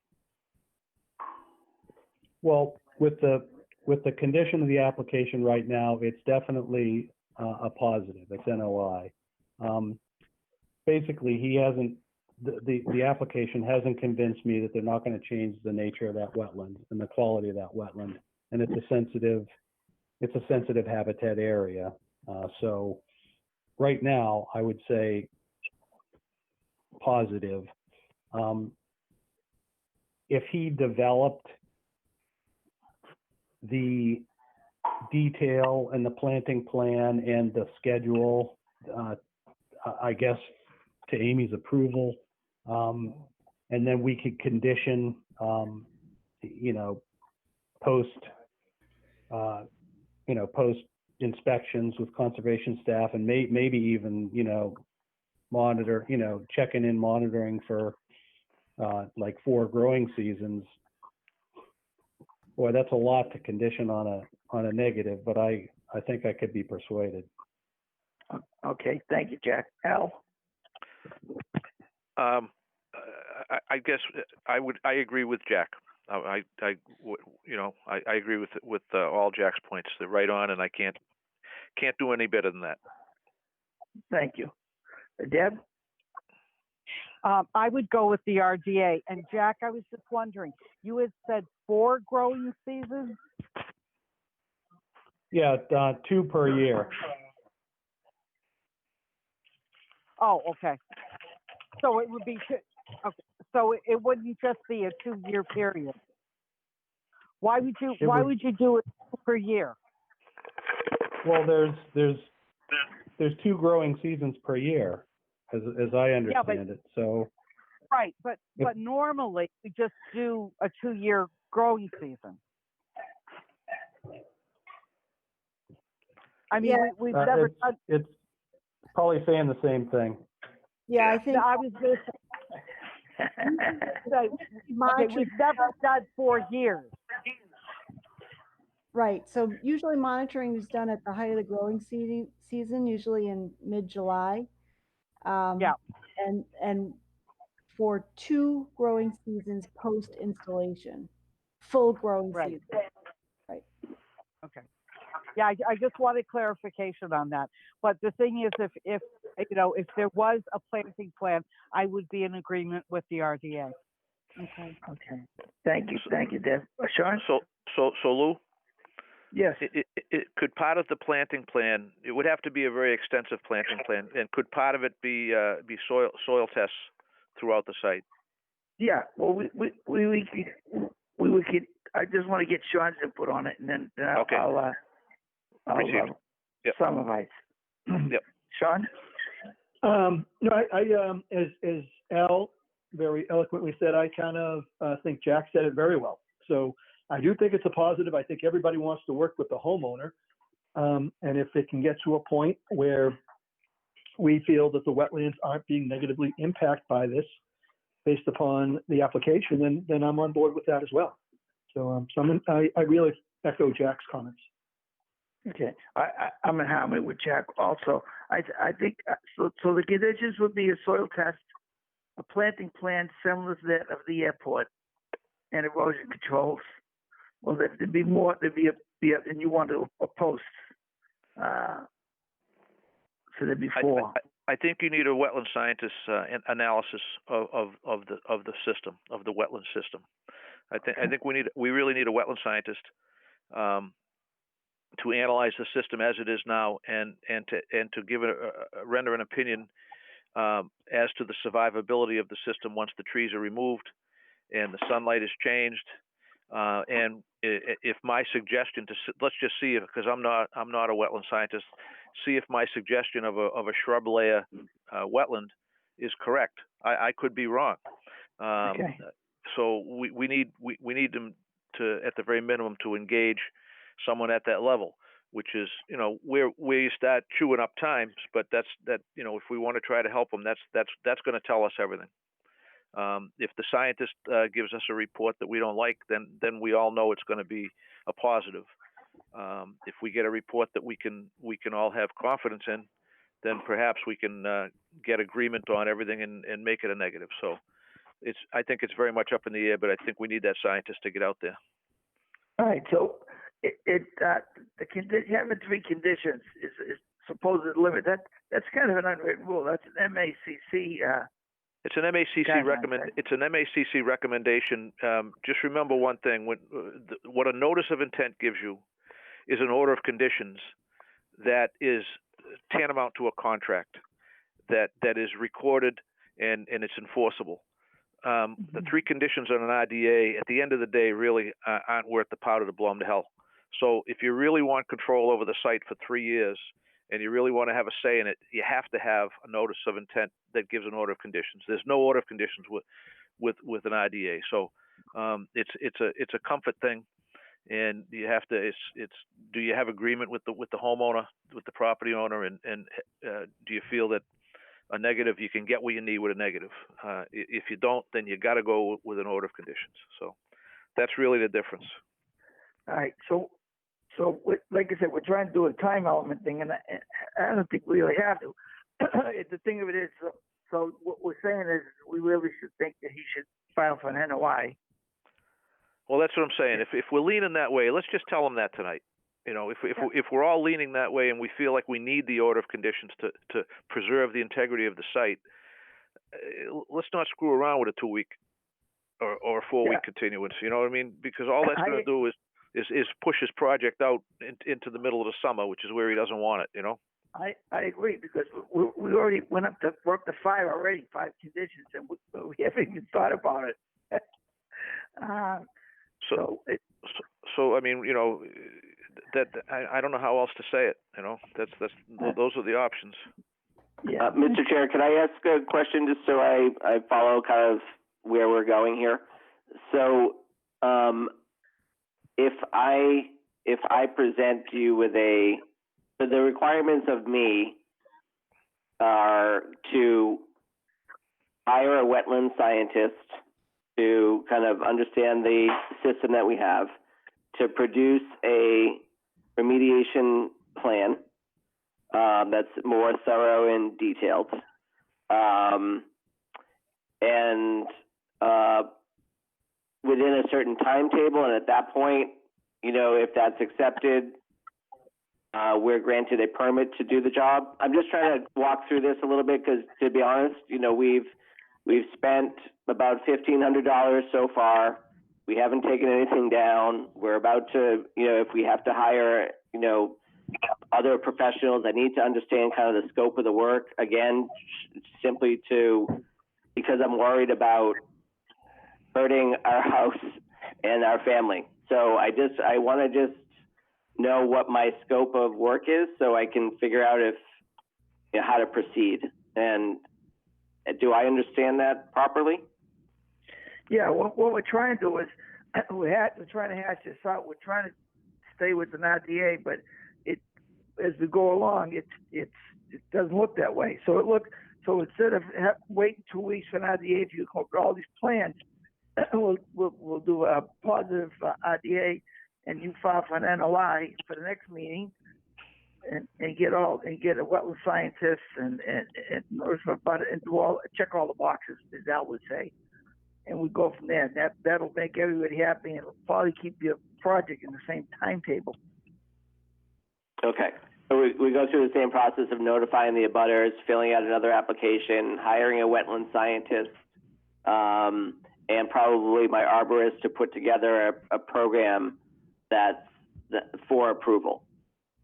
Is that the understanding? Mr. Seidel, this is Al Manzi speaking. Hi, Al. If I were giving you advice, and I'm not, but if I were giving you advice, my non-advice to you would be just to go file for an NOI right away. Don't wait for 2 weeks for us to vote it a positive.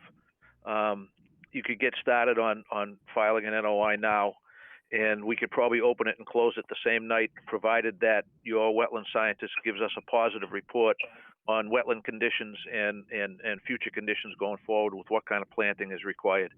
That would be my non-advice to you. Okay. And so and just timing standpoint, your next meeting that this could be taken up would be when? That would be the June 24th meeting, because the deadline No, is June tomorrow. 10th, no? The deadline is tomorrow for the June 10th. See, that's the trouble, Lou. But at least if the deadline's tomorrow, so it's doubtful that he could get the application ready for tomorrow. But if we kicked him 2 weeks and voted it then that puts him into August. So we're better off just letting him get started right now and set it up for June 24th. At least he's not going to lose any more time, and we could open it and close it the same night. Yeah, I agree. Okay. Do you follow us, Mr. Seidel? Yeah, I do follow you. If you get in touch with Amy tomorrow, or as soon as she's available to take you through the process and get it filed. The hardest thing is going to be engaging a wetland scientist, but that shouldn't be too hard. They're not as busy as they were, so. Yeah, she'll give you a list of names. Yeah, and that would be helpful. Yeah, we have a list of qualified people that you could choose from. Okay. All right, so we need a motion on this application. I'm going to move that we continue it pending the receipt of an NOI. Okay. Second. We have a second. All those in favor say aye. Aye. Aye. Opposed? That's unanimous. Thank you. Thank you, Mr. Seidel, for being patient with us. Okay. Thanks. Thanks, Gary. I'll email you the consultant list. Great. Thanks a lot, Amy. All right. Next one, Amy. Okay. Okay. So we're moving on to enforcement orders. So we have an enforcement order issued for 110 Farnham Street. On or about April 7th, the building inspector observed loam being imported to the site and into the wetlands. He had advised the homeowner to stop work and contact the conservation department. The homeowner did contact me, and we discussed the violation. I directed him to cease and desist, install erosion controls, and engage a wetland consultant to delineate the wetlands. It's a very flat lot, and propose some restoration plantings or restoration of the impacted wetland. Okay. But just a little more background. This little Napoli. There were two sheds either in the wetlands or within the 25. And based on what I saw, I would strongly consider a permanent barrier.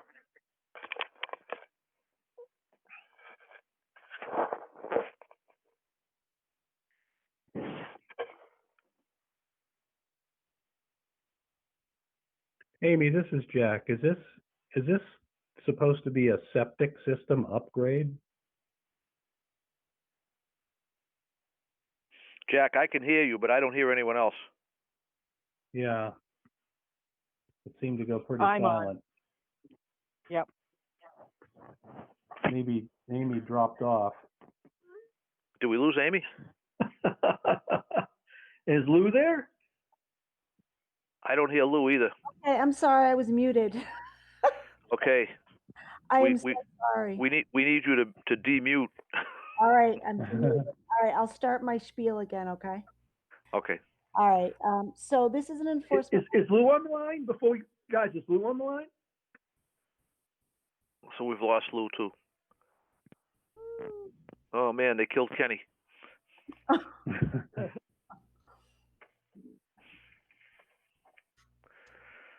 Who had Lou? Sean, was that you that had him on conference? It was, but I fell off the line back then, and then Lou called back in himself. Okay. So who do we have here? So we got to go fetch Lou again. All right, I'll go get him. All right, we'll stand by. So Amy, we are talking about 190 Farnham, right? Yes, sorry about Okay. that. It's so strange how everyone's dropping out tonight.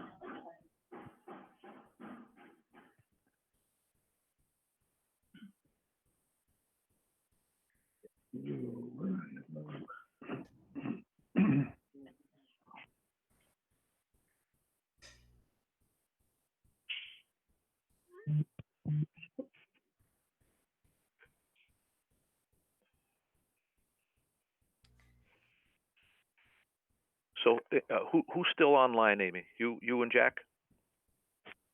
Oh, I'm I on. am. John? Did Lou, we you lose? Yep. I'm here. All right, Okay, I we got got- Lou on through my phone. All right, good catch I there, don't know Sean. what's going on, but So, Lou, my suggestion is let's move quickly because we don't know when we're going to lose you again. yeah. Okay. Hopefully not too long. Yeah. All right, Jack. No, it's not. It wasn't a septic system. Yeah, I misunderstood that the first time around. That was the delineation. This guy's doing a landscaping project. I took a ride by and I see what he's doing. He's just not aware of the 25-foot no disturb or the wetlands. That's what it looks like to me anyway. So to monument the 25, create a barrier is probably the right thing to do. This wetland is, it's so flat there. It's very, it's not like standing water or anything. It's just, muck. So I think plantings along the 25 is probably a good idea for him and to monument it. Because he's just doing a landscaping project. He's just trying to get his lawn going. So those are my thoughts. All right. We still haven't got Joe, right? So we'll go to Al. I agree with Jack. I'm all set with this one. Okay. All right. And I expressed my sentiments. I'm sure you heard it. So, like I said, I'm gonna back Sean on this one for a wall. Deb? I agree with Jack. Sean? I also agree with Jack, and what I heard Jack say was some kind of a monument of the 25, and I do think a wall or a permanent barrier would be a good idea. Agreed. All right. The only question I have on the is the sheds. What are we gonna do about the sheds? Because he's gonna have the wall, and the sheds are gonna be behind it. Plus, they're in the 25 or the wetlands. No, they've got to come out. I would agree. Yep. Yep. Agreed. Agreed.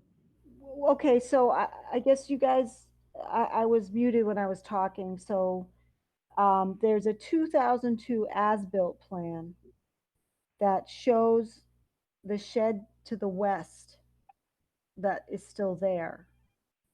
So this was reviewed. It's on an as-built plan that the commission reviewed and issued a certificate of compliance for. So just so you know. So one of the sheds was approved. One of them, yes. Okay, so just identify the shed that was approved and move the other. The other one, okay. Cut the baby in half. Good evening, everyone. This is the homeowner. Can I comment? Sure. Go ahead. I'm sorry, Sergey. Go ahead. Sergey. Yeah, if I'm able to do so. Again, good evening, everyone. Sure. Just a little bit of background. Exactly like you said, I was not aware of the actual concept of wetlands, and this has been a very expensive education in it and the buffer zones and such. At this point, I did spread the native seed mix as recommended by the wetland consultant in the area. As regards to the sheds, my understanding is the shed that's in the back was put in as the house was built in 1968.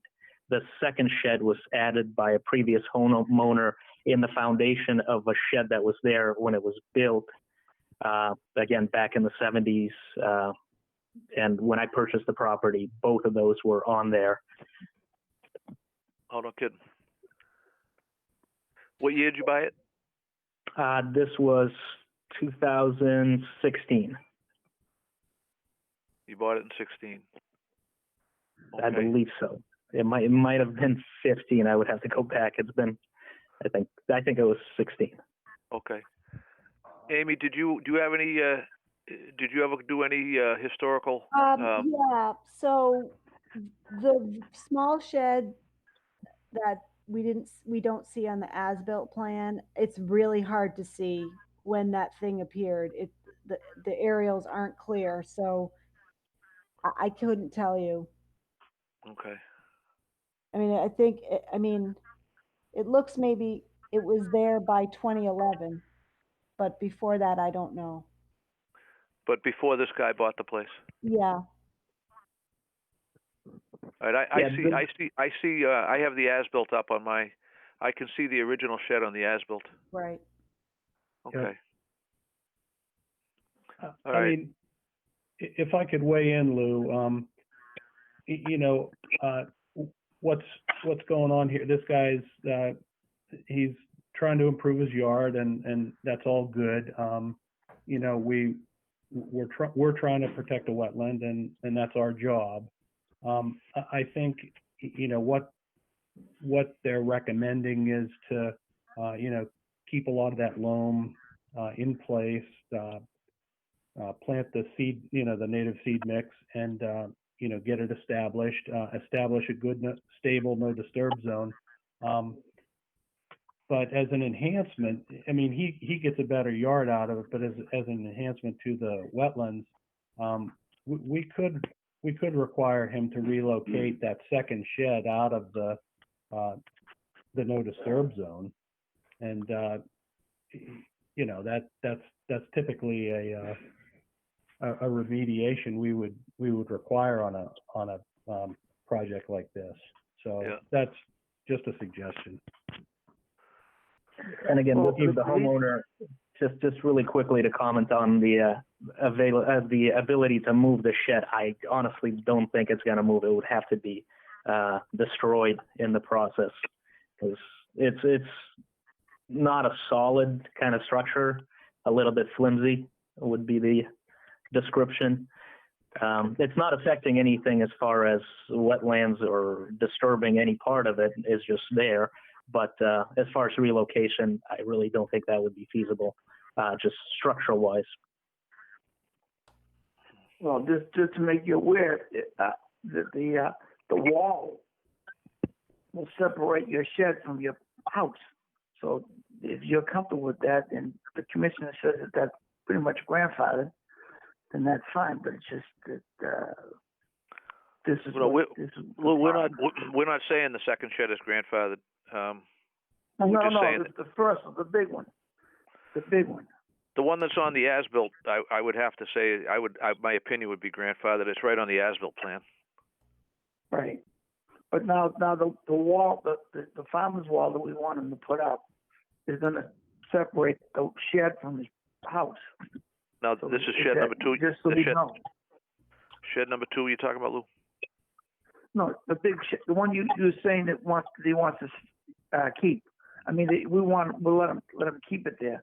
Is the wall going to be in the way? I'm looking at the plan. I would say most likely it would be, yeah. Yeah. Can I just ask for clarification? When you're referring to a wall, do you actually mean a wall structure, or what is the definition of the wall or farmer's wall? Stone wall. Amy, do you have that picture I sent you? Yeah, actually, yes. That picture that I sent you I sent Amy a picture of a stone wall to use as a standard reference guide for exactly these types of questions. When people say, "What do you mean?" Okay, yeah, that was just picture's worth 1,000 words. Absolutely. If there's some way Amy can get that picture to that, then you'll know what we're talking about. Mm-hmm.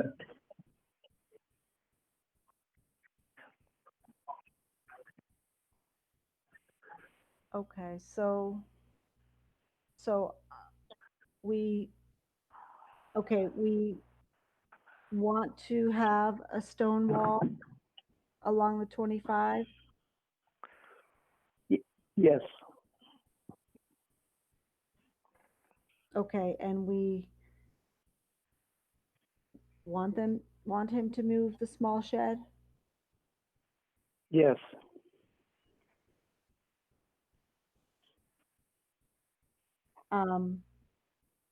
Does the commission want to require plantings in the wetland, or should we just have mowing of the 25 cease and all that just revert to naturalized area on its own?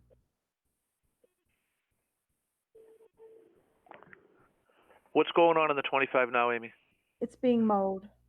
Yeah.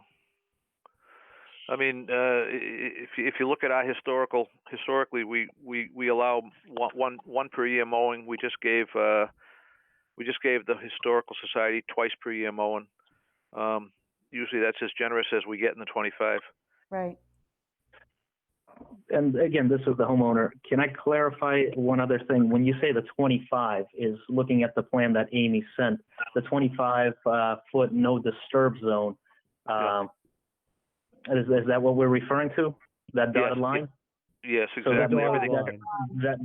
that cuts the entire yard to basically like a good 7/8 of the yard is taken up by that do not disturb zone. Unfortunately, that's what it is.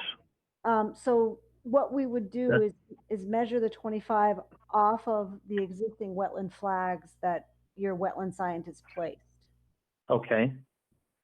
And then that's where the new monument or wall would go. And okay. Amy, I would not object. The grandfathered shed, which is in the 25, I would not have an objection if there was an opening in the stone wall to allow him to have access to the shed to use it. Yep. Okay. Otherwise, it's disingenuous to say, yeah, you can have it, but you just can't get to it. Right. Yes, but I just don't understand the aspect of taking out the entirety of the yard. Historically, from conception, that it has been a lawn, and the fact that we're discussing now making it a non-lawn area just doesn't seem fair by any means of me trying to clean up the garbage and stone in the area where I introduced 7 cubic yards of soil, and now we're talking about just changing everything and placing a wall in the middle of the yard. And not to mention the fact that the cost aspect of that wall is, I'm going to be blunt, that I couldn't afford the wetland consultant scientist, especially with the current situation. I'm not going to be able to afford putting a stone wall in the middle of the yard. Either I'm not understanding something, or by no means do I want to argue with you, or I understand that your job is to protect the wetlands, and I'm 100% with you. But at the same time, the aspect of when I bought the property, it was lawn. My understanding and the shed was there. Again, removing the shed, if that's necessary, I could do that. I could take it apart and trash it. But otherwise, I'm just not understanding the entire picture, I guess. Amy, this is Sean. Can you go back historically and look to see how long that yard's been mowed within the 25 to see how much, how vegetated it was in the past? Yeah, I can do that research. And again, if I can just quickly chime in, according to the gentleman that put together the report, and again, I didn't ask him to do it, but he pulled up aerials from, I think, 1990, and based his kind of assessment off of the fact that it was always lawn back then, before the introduction of Massachusetts wetland regulations.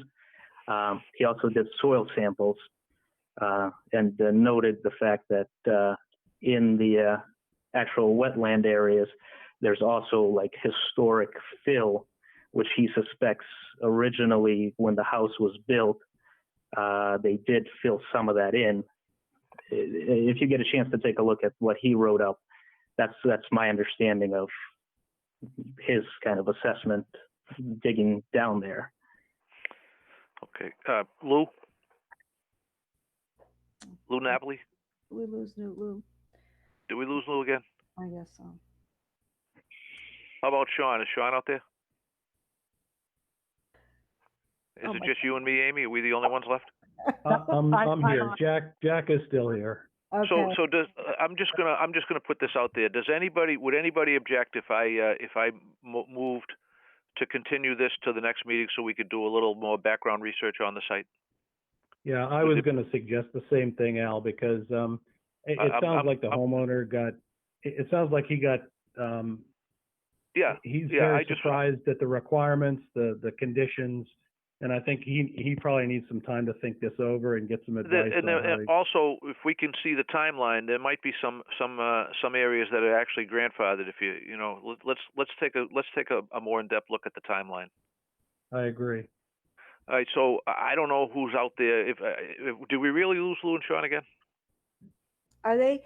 Do you guys need to *6 to unmute yourselves? You guys, Sean and Lou, *6.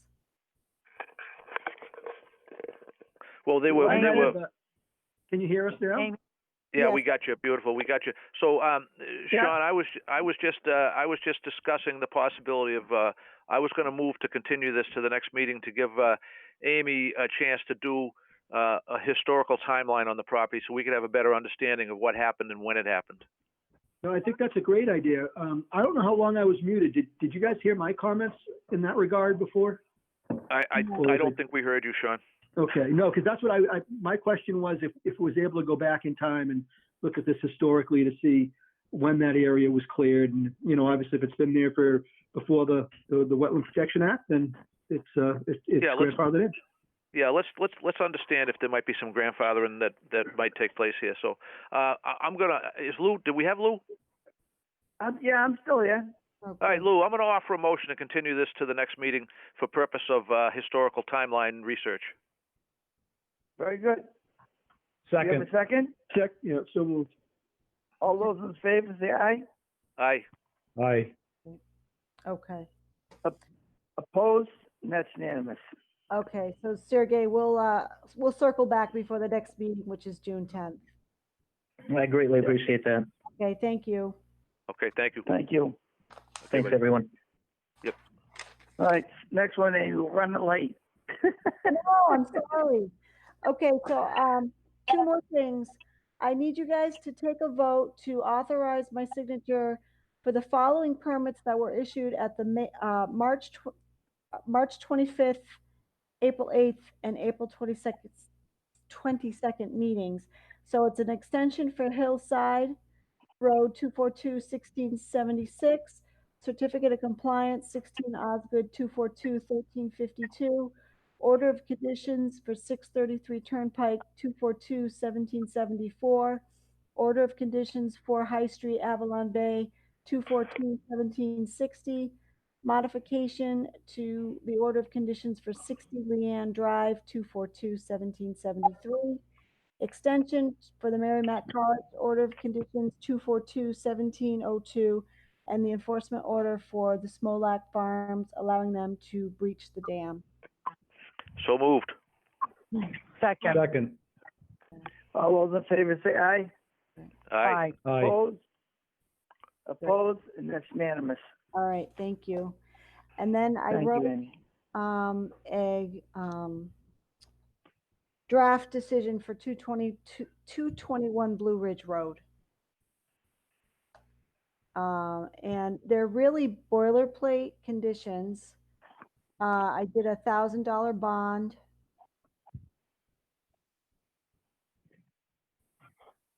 And Any waiver requests on that? no, none.